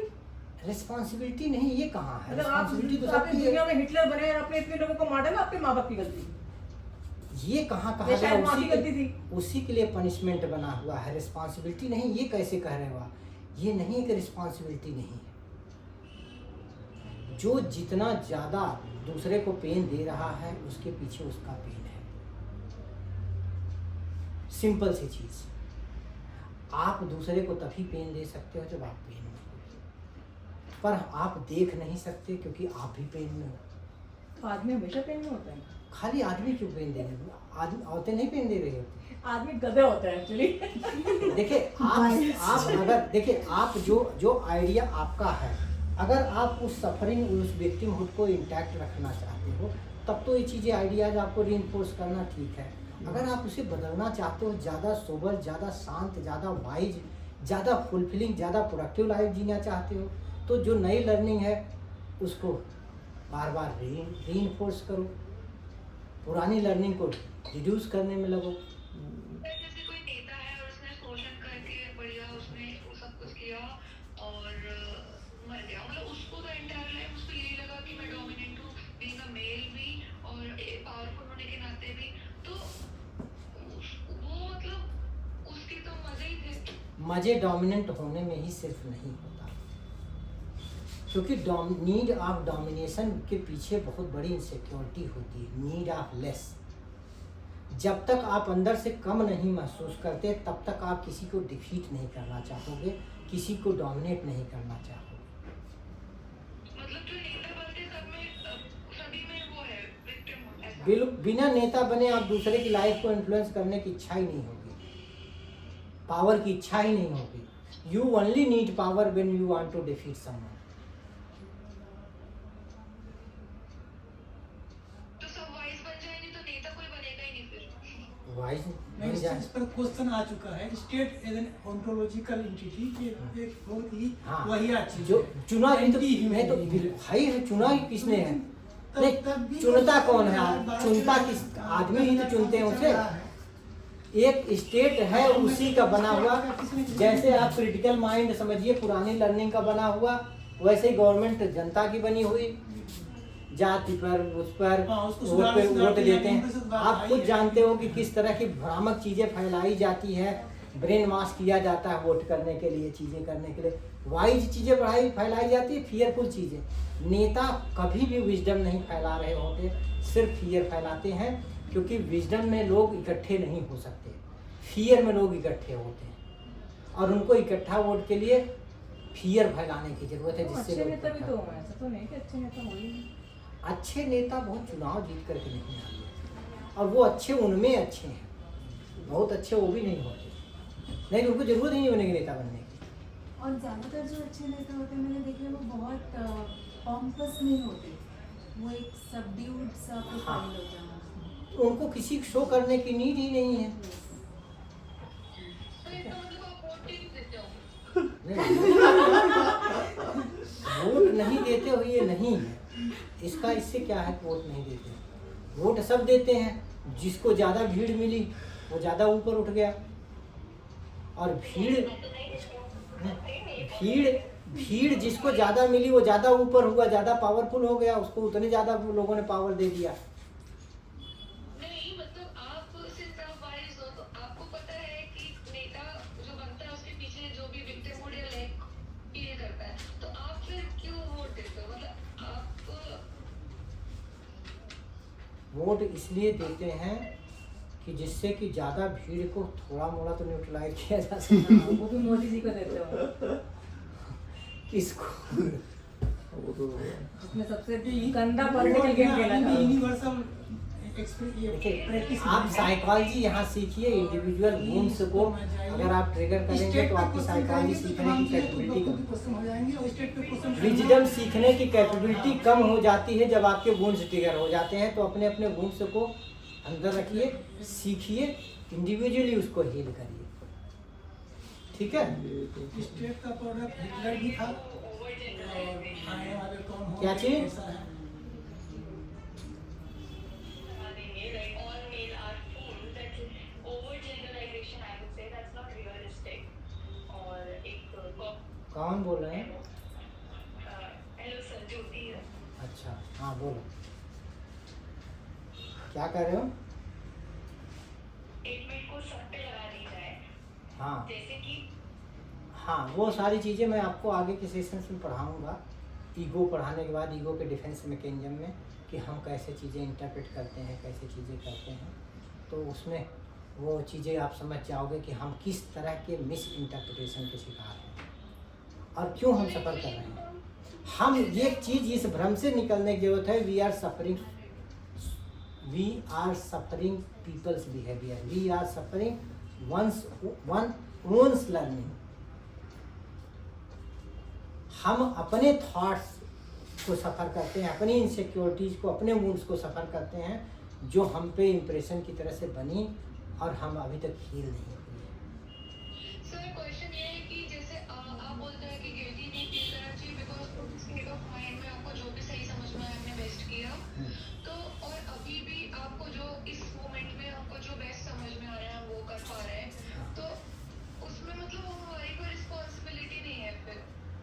किस चीज़ के लिए? रिस्पॉन्सिबिलिटी का मतलब है एबिलिटी टू रिस्पॉन्ड। ठीक है? अब आपने जिस तरीके से किसी सिचुएशन में रिस्पॉन्ड किया है, सोसाइटी साइकोलॉजी बॉडी नहीं है या वाइज बॉडी नहीं है। सोसाइटी एक बहुत इमैच्योर बॉडी होती है इन जनरल। वो विम्स और इमोशंस पे चलती है। आपका नुकसान कर देगी, अपना भले कर लो ना। तो वो तो विम्स और इमोशंस पे चलती है। हम तुम्हारा नुकसान कर रहे हैं, तुम हमारा कर रहे हो, तो उससे आप वाइज चीज़ें हो कि को एक्सपेक्ट करना ये सही नहीं है। जैसे आप अपने पैसे छुपा के ले जाते हो, सोने की चीज़ें बाहर नहीं, ऐसे ही आप क्यों नहीं ले जाते? क्योंकि आप जानते हो कि चोर भी हो सकते हैं और लूट भी सकते हैं लोग। उसी तरीके से आप जैसे आप कुत्ते के पास जा करके टकराते हुए नहीं जाते हो क्योंकि जानते हो कुत्ता है, काट सकता है। इसी तरीके से कौन सी चीज़ कितना डेंजर है, कितना हार्म पहुंचा सकती है, कोई भी चीज़ कितनी कीचड़ है कि हाइट है, वहाँ से नहीं जाना है, कितना प्रोटेक्ट करना है, यही समझना, यानी कितना रियल में डेंजर है, कितना मैग्नीफाइड है, इसी का एक्यूरेशन और एप्रोप्रिएशन ही विजडम है। और इसी विजडम से आपकी एडाप्टेशन, ग्रोथ, कॉन्फिडेंस और स्टेबिलिटी आती है। ठीक है? नहीं, आपने जैसे बोला वी आर सफरिंग आवर मतलब आवर ओन लर्निंग, हाँ। दूसरों की वजह से, और फिर आप ये भी बोलते हैं कि we are not responsible for our learning. हाँ, आप रिस्पॉन्सिबल नहीं हो अपने लर्निंग साइकोलॉजिकली। इसीलिए कोई क्रिमिनल नहीं होता, विक्टिम होता है। इसीलिए क्रिमिनल साइकोलॉजी में ये प्रूव करने की कोशिश होती है कि वो विक्टिम है अपने लर्निंग का, क्रिमिनल नहीं है, चाहे जो कुछ हुआ हो। और जब प्रूव हो जाता है तो उसको मिनिमम सेंटेंस मिलता है। ठीक है? जैसे चाकू विक्टिमाइजर नहीं है, जिस तरह से उसको शेप दिया गया है वो उसका फंक्शन बन गया है। लर्निंग आपका फंक्शन डिजाइन करती है, आपका फंक्शन आपका दोस्त नहीं है। ठीक है? जब आपका फंक्शन आपका दोस्त नहीं है तो दूसरे का फंक्शन उसका भी नहीं है, उसको उससे बेहतर लर्न करने को नहीं मिला।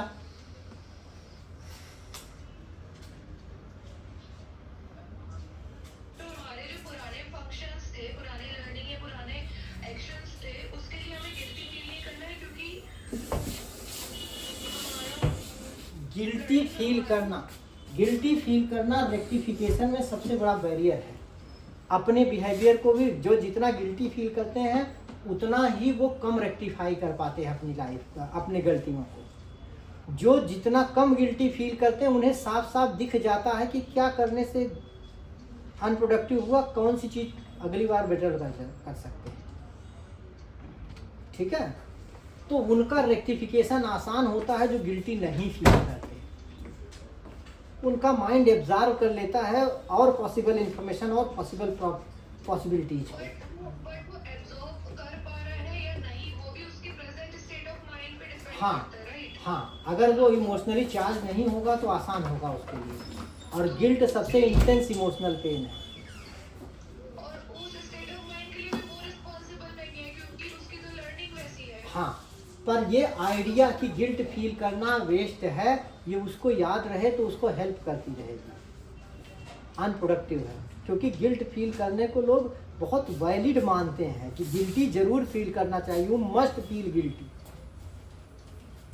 पश्चाताप ही पाप का प्रायश्चित होता है, पश्चाताप, ये बोला जाता है ना। देखिए गिल्ट एक नेचुरल मैकेनिज्म है। सर आप सुन नहीं रहे? हाँ बोलिए बोलिए।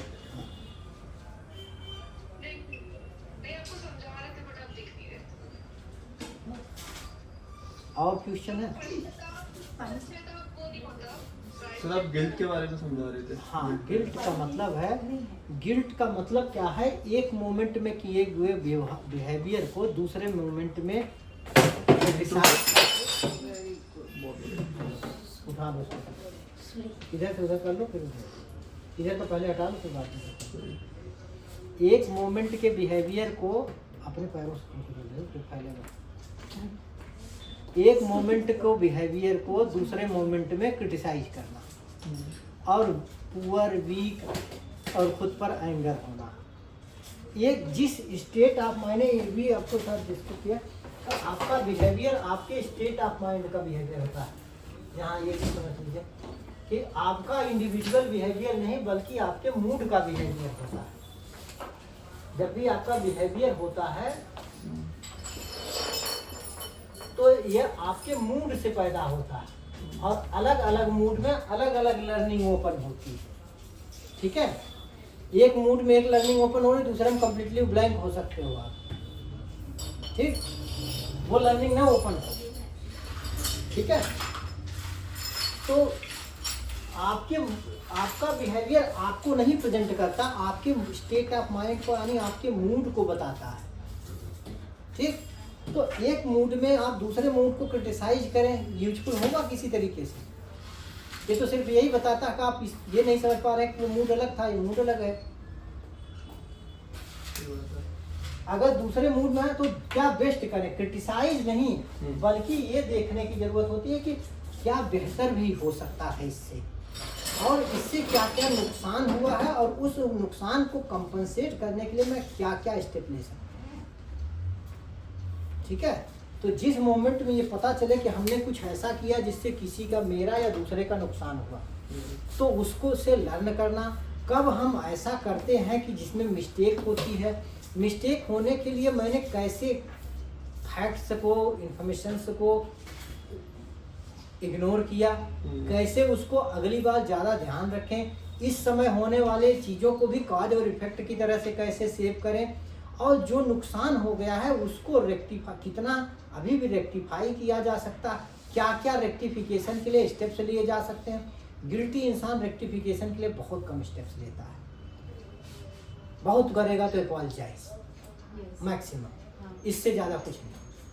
वही मेरे दिमाग में आ रहा था कि अगर हमारा सेल्फ एस्टीम लो होता है तो अगर कुछ गलती होने के बाद हम ये बोलते रहते हैं कि तुम तो ऐसी ही हो, सही बोलते थे सब लोग, you are just like this, तुम कभी भी चेंज नहीं हो सकते। But we never try to think कि उस टाइम पे हुआ क्या था और क्या हम बेटर कर सकते हैं। हाँ, वहाँ तक पहुँचता ही नहीं। नहीं, उसमें तो खाली होता कि एक गलत काम हो गया, इसके लिए माफ़ी मांग लो, बहुत हो सकता है तो। हाँ। और कितने लोग तो उसकी भी हिम्मत नहीं कर पा उसकी भी रहे हिम्मत नहीं होती है। और माफ़ी मांगने को सब कुछ मानते, माफ़ी मांगने से कुछ नहीं होता। Yes. अगर कुछ कर सकते हो तो उसको रेक्टिफाई कर लो। अगर किसी का सबस्टेंशियल लॉस किया है तो कंपनसेट करो, अपना सबस्टेंशियल लॉस किया है तो रिप्रोड्यूस करो। और नहीं तो आप बता दो कि मेरा वो स्टेट ऑफ माइंड था जिसमें ऐसा किया, दूसरे स्टेट ऑफ माइंड में मुझे लग रहा है कि वो मैंने अनप्रोडक्टिव किया, अच्छा नहीं किया, उसका कॉन्सिक्वेंस अच्छा नहीं रहा। इससे जो आपको नुकसान पहुंचा हुआ है, आपको क्या हर्ट हुआ, क्या पेन हुआ है, वो मेरा अनइंटेंशनल था। अब मैं आपको उसके लिए सॉरी फील करती हूँ कि आपको एक मैंने अनइंटेंशनल पेन दिया, पर उम्मीद करते हो कि आप ठीक हो गए। अगर आप ठीक नहीं हुए तो क्या मैं कुछ और कर सकता हूँ या कर सकती हूँ जिससे आपका वो पेन ठीक हो जाए। नहीं, वो जानबूझकर बोल रहे हैं हमें हर्ट करने के लिए, तो क्या हो? हाँ, जानबूझकर बोल रहे हैं हमें हर्ट करने के लिए, उसके लिए हमें क्या? जानबूझ के कब करेंगे? जब पहले से हर्ट होंगे। वो हर्ट है, इंसान तो हर्ट करेगा ना, वो तो ऑलरेडी हर्ट है तो आपको हर्ट नहीं करेगा। नहीं, हमें कैसे बेचे उसको? हाँ, हम कैसे उससे बेचे? नहीं समझ में आ रहा। हम कैसे बचें उससे? किससे? अगर कोई हर्ट कर रहा है, कोई गाली दे रहा है, अभी बोला। गाली दे रहा है तो ये देखिए कि ये उसका मूड है, उसके अंदर कोई डिस्टरबेंस है। अच्छा, इसके लिए मैं आपको एंगर मैनेजमेंट, स्ट्रेस मैनेजमेंट के नेक्स्ट क्लास में बहुत डिटेल में कराऊंगा ये, कि जब भी किसी के बिहेवियर से आपके अंदर कोई चीज़ पैदा होता है तो क्या क्या स्टेप्स बनेंगे, कैसे कैसे स्टेप्स आप लेंगे, क्या क्या चीज़ें होंगी। ठीक है, जब भी कोई स्ट्रेस या डिस्ट्रेस आपके अंदर पैदा होती है तो उसको कैसे स्टेप बाय स्टेप आप मैनेज करेंगे। तो एंगर मैनेजमेंट और स्ट्रेस मैनेजमेंट का जो होगा उसमें करेंगे। तो इतना सिंपली जान लीजिए कि जब भी कोई कुछ कर रहा है तो वो डिस्टर्ब है ना, तभी तो कर रहा, तो वो ये समझे कि वो डिस्टर्ब है। अगर आप उससे पूछ लो भाई किस बात से परेशान हो, आप गाली दे रहे हो तो जाहिर सी बात है मुझसे किसी तरीके से परेशान हो गए आप। बताओ क्या परेशानी है, क्या कर सकता हूँ मैं कि आप सेटल हो जाओ, रेस्ट पे आ जाओ, तो गाली देगा वो। सर एक बार आप बिहेवियर समराइज कर देंगे, बिकॉज अभी बहुत सारी चीजें। हाँ, बिहेवियर का मतलब the way we act to fulfil our needs, वे बनते हैं हमारी लर्निंग से और मूड से। एक जिस तरह का मूड होता है ब्रेन में उसी तरह का इन्वायरमेंट क्रिएट होता है और उस तरह की इंफॉर्मेशन ज़्यादा ओपन होती है। जैसे डरे हुए समय में डरने वाले ही थॉट्स सिर्फ आते हैं, स्टेबल मूड में सारे वाइज थॉट्स आते हैं, क्योंकि जिस तरह का इन्वायरमेंट होगा उसी तरह की लर्निंग को भी तो टाइप करेगा। तो अगर हम डिस्टर्ब है, परेशान है, तो हमें पहले मूड को ठीक करने में लगना चाहिए, तब बिहेवियर पे जाना चाहिए, स्पेशली अगर ये रिलेटेड हो दूसरों से। ठीक है, बेटर यही है वहाँ से डिस्टेंस करने, डिस्टेंस करके अलग बैठ करके अपनी चीज़ों को रेक्टिफाई करें टाइम दे करके। सर गलत चीज़ के लिए गिल्ट हो रही हो?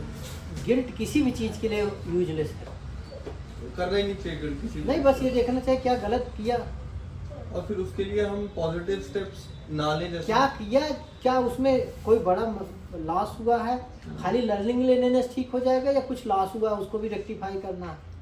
तो टाइम तो चला गया ना उस अनप्रोडक्टिव वर्क में, तो उसके लिए गिल्टी फील करके टाइम देने से और बेनिफिट होगा। और गिल्ट होगी। बट जस्ट आपको कि what I still can do बोला करो, बट उस टाइम यही थॉट चलते कि I should have done this, I could have done this. नहीं, उस समय याद आया होता, उस समय इम्पोर्टेंस लगा होता तो उसी समय करते, वो तो उस समय की चीज़ थी ना। तो अब इस समय के लिए लर्निंग ले लें, अच्छा अगली बार मैं ऐसा करूँगी। नहीं, इम्पोर्टेंट तो रहता ही है, बट फिर भी जैसे मोबाइल एडिक्शन है तो सबको पता है कि वो खराब है, मतलब यूजलेस। नहीं, अगर देखिए खराब है, इसका एक्चुअली आपका माइंड बड़ा कंफ्यूज होता है इसको लेकर, क्योंकि मोबाइल के कंटेंट जो आप देख रहे होते हैं उससे आपको कुछ बेनिफिट भी हो रहा होता है, शॉर्ट टर्म बेनिफिट हो रहा होता है और उस शॉर्ट टर्म नीड को फुलफिल कर रहा होता है, और शॉर्ट टर्म में कोई नुकसान नहीं हो रहा होता।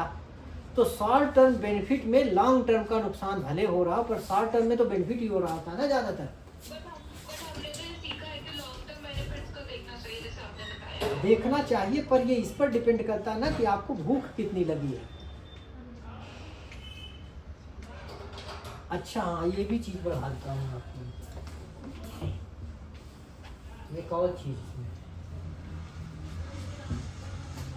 लर्निंग कम होती जाती, नीड बढ़ती है। हाँ, जैसे बिहेवियर में आपका नीड बढ़ती है, नीड इनवर्सली प्रोपोर्शनल है लर्निंग के, ठीक है। या ऐसे, सॉरी ये नहीं होगा, ये होगा ना।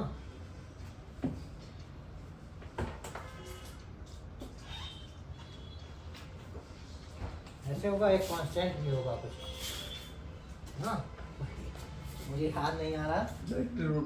हाँ? तो behaviour is directly proportional to need और behaviour is inversely proportional to learning हो गया।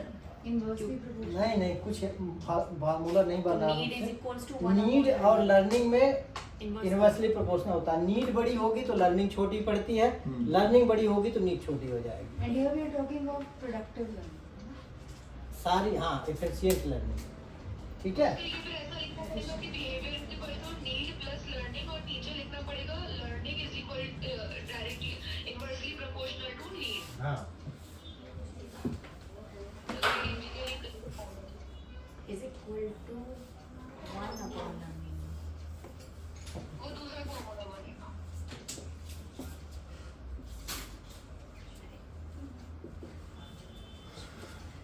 और इनवर्सली प्रोपोर्शनल डायरेक्टली हो गया 1 अपॉन लर्निंग। यस। और एक और चीज, इसमें मूड का भी रोल है, इमोशन। और learning is inversely proportional to mood also. जितना मूड बड़ा होगा लर्निंग उतनी छोटी होगी, चाहे जैसा मूड बढ़े। मूड जितना, इमोशन कर दीजिए इसको, मूड की बजाय इमोशन। जितना इंटेंसिटी इमोशन की होगी लर्निंग उतनी पुअर होती है। मतलब good and bad emotions. Emotion जितना ज़्यादा अट्रैक्शन होगा उतना ही कम देखोगे आप कि उसकी अच्छी चीज़ें, उसकी डाटा कलेक्शन उतना पुअर होगा ना। तो नीड और इमोशन तो एक ही हुआ ना। नहीं नहीं, इमोशन तो आपके मोमेंटरी फीलिंग है, नीड तो जो आप फुलफिल करना चाहते हो। तो need is directly proportional to emotion भी हो जाएगा। हाँ, मैथमेटिकल क्वेश्चन। डिराइव करना पड़ेगा उसको। ठीक है। सिंपल ये समझिए कि इमोशन जितना इंटेंस होगा लर्निंग उतनी छोटी पड़ेगी। लर्निंग जितना नीड बढ़ जाती है लर्निंग उतनी छोटी पड़ेगी। एग्जाम्पल्स मैंने पहले बहुत सारे दिए होंगे, मुझे लग रहा था ये आप लोगों सबको बता चुका हूँ इसलिए नहीं कर रहा था। तो जितना नीड बढ़ती जाएगी, जितनी भूख बढ़ती जाएगी, लर्निंग छोटी होती जाएगी। लर्निंग से आप कंप्रोमाइज करते जाओगे। याद है सर चीज़ें डिस्कस हुई कभी? हाँ, जैसे आपको प्यास लगी हो, थोड़ी प्यास लगी होगी तो शुद्ध पानी पियोगे, तड़प रहे होगे तो कुछ भी पी जाओगे। ठीक है, तो इसलिए नीड को हमेशा स्टेबलाइज करते रहना चाहिए, जिससे कि इतनी बढ़ ना पाए कि हमें लर्निंग से कंप्रोमाइज करके पूरी करनी पड़े। इसका एग्जांपल दे देंगे आप? बता तो, जैसे आपकी शादी ना हो रही हो, बात शुरू में बहुत सारे आ रहे हैं, तब तो आप छांटने लगते हो। जैसे जैसे उम्र बढ़ती है वैसे वैसे एडवर्टीजमेंट जाता है, उम्र 40 लुकिंग 30।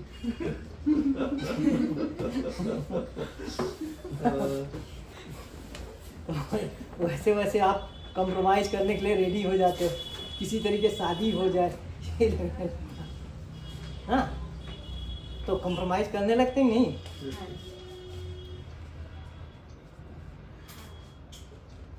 अच्छा, जैसे जैसे प्यास बढ़ती जाती है आप पानी की क्वालिटी से कंप्रोमाइज करेंगे कि नहीं? भूख बढ़ती जाती है, खाने की क्वालिटी से कंप्रोमाइज करेंगे कि नहीं? बेस्ट के लिए वेट करेंगे नहीं ना? तो जितना आप डिप्राइव्ड होंगे उतना ही रिसोर्सेज का रिफाइनमेंट कम करेंगे ना। तो आपका रिफाइनमेंट ही किससे आता है? नीड स्टेबलाइजेशन से। और यही चीज़ मैंने थोड़ी देर पहले डिस्कस किया था कि वो सोसाइटी जिसमें प्रॉस्पेरिटी आ गई होती है उसमें रिफाइनमेंट आने लगता है। रिफाइनमेंट मतलब विजडम आने लगती है, और जब विजडम आने लगती है तो फर्दर नीड्स को फुलफिल करने की कैपेबिलिटी और बढ़ती चली जाती है। ठीक है, और जितना आपकी नीड आसानी से मैनेज होने लगती है उतना ही आपकी कैपेबिलिटी का एहसास होने लगता है, क्योंकि कैपेबिलिटी आपको तभी फील होती है जब आपको लगता है कि you can fulfil your needs.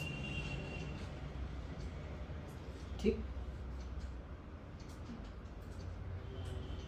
तो यहाँ पर अलग अलग मूड में, अलग अलग इमोशन में अलग अलग है। अब देखिए कि किसी को ये बात समझ में आ गई पूरी तरीके से या नहीं, कि किसी का बिहेवियर दूसरे के बिहेवियर से खुद के बारे में जानना चाहिए। पहला, समझ में आ गया सबको कि दूसरे का बिहेवियर आपके बारे में नहीं बताता, आपके बारे में आप अपने अंदर ऑलरेडी जान सकते हो। तो कोई आपको कुछ भी कहता है ये उसके बारे में बताता है, और उसके बारे में भी सब कुछ नहीं बताता, उसका स्टेट ऑफ माइंड बताता है, उसकी लर्निंग बताता है, उसका एक्सपीरियंस बताता है। ठीक है, कोई आपसे अच्छा बिहेव कर रहा है तो भी ये सब कुछ उसके बारे में नहीं बताता, कोई आपसे बुरा बिहेव कर रहा है वो भी उसका सब कुछ नहीं बताता। हमेशा ये समझिए कि आप दूसरों के बारे में नहीं जानते, अपने बारे में ही तलाश करने में लगे हुए हैं, दूसरे के बारे में क्या जानते। लेकिन जितना हम इग्नोरेंट होते हैं, अपनी गारंटी भले न ले, दूसरों की गारंटी ले लेते हैं कि तुम ऐसे हो, पूरी गारंटी के साथ में कर सकते हो ना। यानी मेरे परसेप्शन तुम हो, जैसा मैंने तुम्हें परसीव किया स्पेशली इस मोमेंट में, वैसे ही हो तुम। ठीक है, यही है एक्सट्रीम ऑफ इग्नोरेंस। हाँ, क्या चीज? नहीं, नीड का मतलब जो आपकी नीड है उसमें कई नीड हो सकते हैं, बायोलॉजिकल नीड भी हो सकती है, साइकोलॉजिकल नीड भी हो सकती है। हाँ, साइकोलॉजिकल नीड्स मतलब ईगो नीड। प्यास बायोलॉजिकल नीड है। तो इसका आप एक साइकोलॉजिकल एग्जांपल दे सकते हैं? किसका? बिहेवियर और नीड और लर्निंग का। साइकोलॉजिकल एग्जांपल बताया तो, शादी जब शुरू में ढेर सारे रिश्ते आ रहे होते हैं, जैसे जैसे उम्र बीतती है 35 से ऊपर होने लगता है आदमी। तो इसमें लर्निंग क्या है, मतलब क्या चीज़ लर्निंग कंपोनेंट क्या है? लर्निंग कंपोनेंट कि जैसे जैसे आपकी नीड बढ़ती है आप कॉम्प्रोमाइज़ करते जाते हो। इसलिए नीड को सेटल करो तो आपको कॉम्प्रोमाइज़ नहीं करना होगा। बहुत सारी चीज़ें, आपको जॉब न मिल रही हो तो आप किसी भी तरह की जॉब करने लगते हो, ब्रेड बटर को आ जाता है, सर्वाइवल को आ जाता है। तो ठीक है, आप पहले बुक करना चाहते हो बेस्ट वाली गाड़ी, बेस्ट वाले टिकट, नहीं मिलता तो कुछ भी RAC मिल जाए। तो वो इसी डिपेंड करता है कि आपकी कितना नीड बढ़ी और कितनी ज़रूरतें पूरी हो पा रही है। हमेशा किसी भी बिहेवियर से किसी को भी पहचानना बहुत बड़ी इग्नोरेंस है। तो उसका बिहेवियर एक मोमेंट का है और हम जैसा इंटरप्रेट कर रहे हैं ऐसा भी जरूरी नहीं। अगर हम इमोशनली चार्ज हैं तो हम किसी का बिहेवियर साफ साफ नहीं देख सकते। उसका इसका मतलब है जितना आप इमोशनली चार्ज होगे उतना ब्लाइंड होते जाओगे। ब्रेन आपका फॉगी हो गया, जब आपका ब्रेन फॉगी हो गया तो सारी इन्फॉर्मेशन ही नहीं लेगा। जो आपके अंदर ट्रिगर हुआ आप उससे उसको इंटरप्रेट करोगे, ना कि जो बाहर से इन्फॉर्मेशन आ रही है।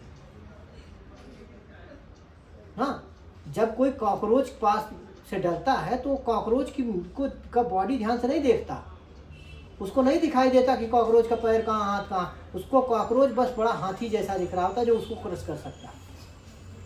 ठीक है, तो जब हम इमोशनली चार्ज होते हैं तो हमारी रियलिटी ऑलरेडी बहुत डिस्टॉर्ट हो जाती है। तो हम दूसरे को जो इमोशनल चार्ज में देख रहे हैं वो और ज़्यादा डिल्यूटेड है।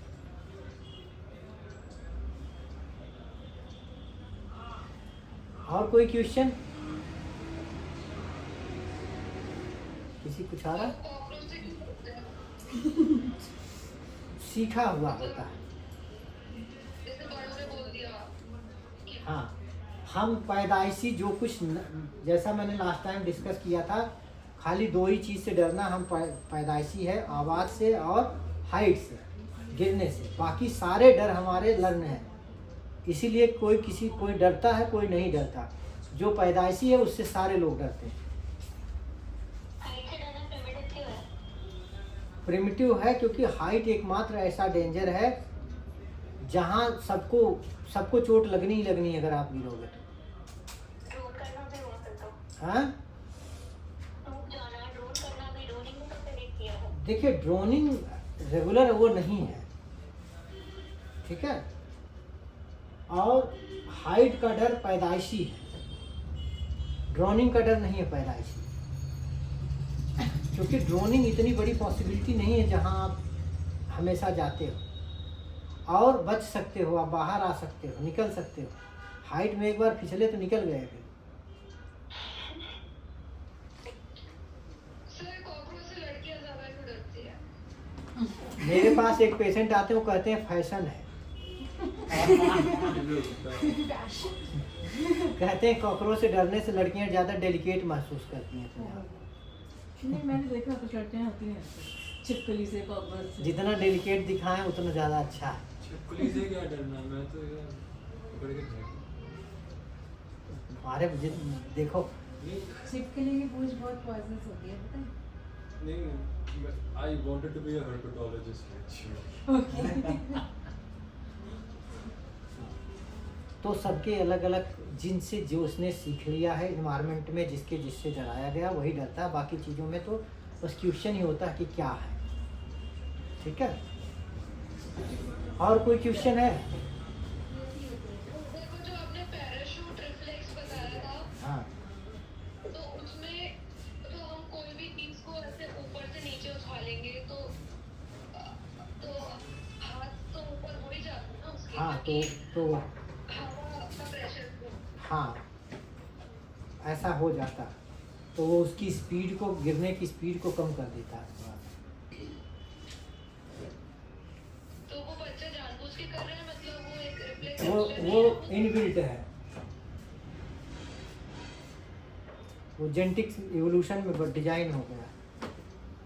तो इनबिल्ट एक्शन हो रहा है या फिर सिर्फ हवा के दबाव से हाथ पैर ऊपर हो जा रहे हैं? ये हवा के दौरान से वो रिफ्लेक्स एक्शन है।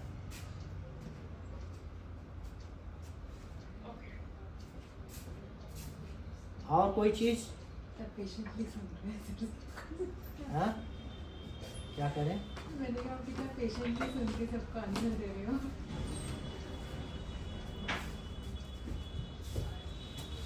तुम्हारा कोई क्वेश्चन है? हाँ चलो मिलता। हाँ पूछो।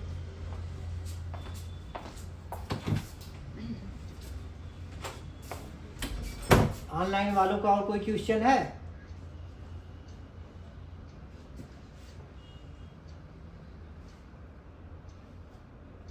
मेरा वही वाला क्वेश्चन आता है, candidate makes no sense, the word makes no sense, nothing makes sense, because कुछ भी सही नहीं है, कुछ भी गलत नहीं है। कोई भी इंफॉर्मेशन को सारा सेंस आप ही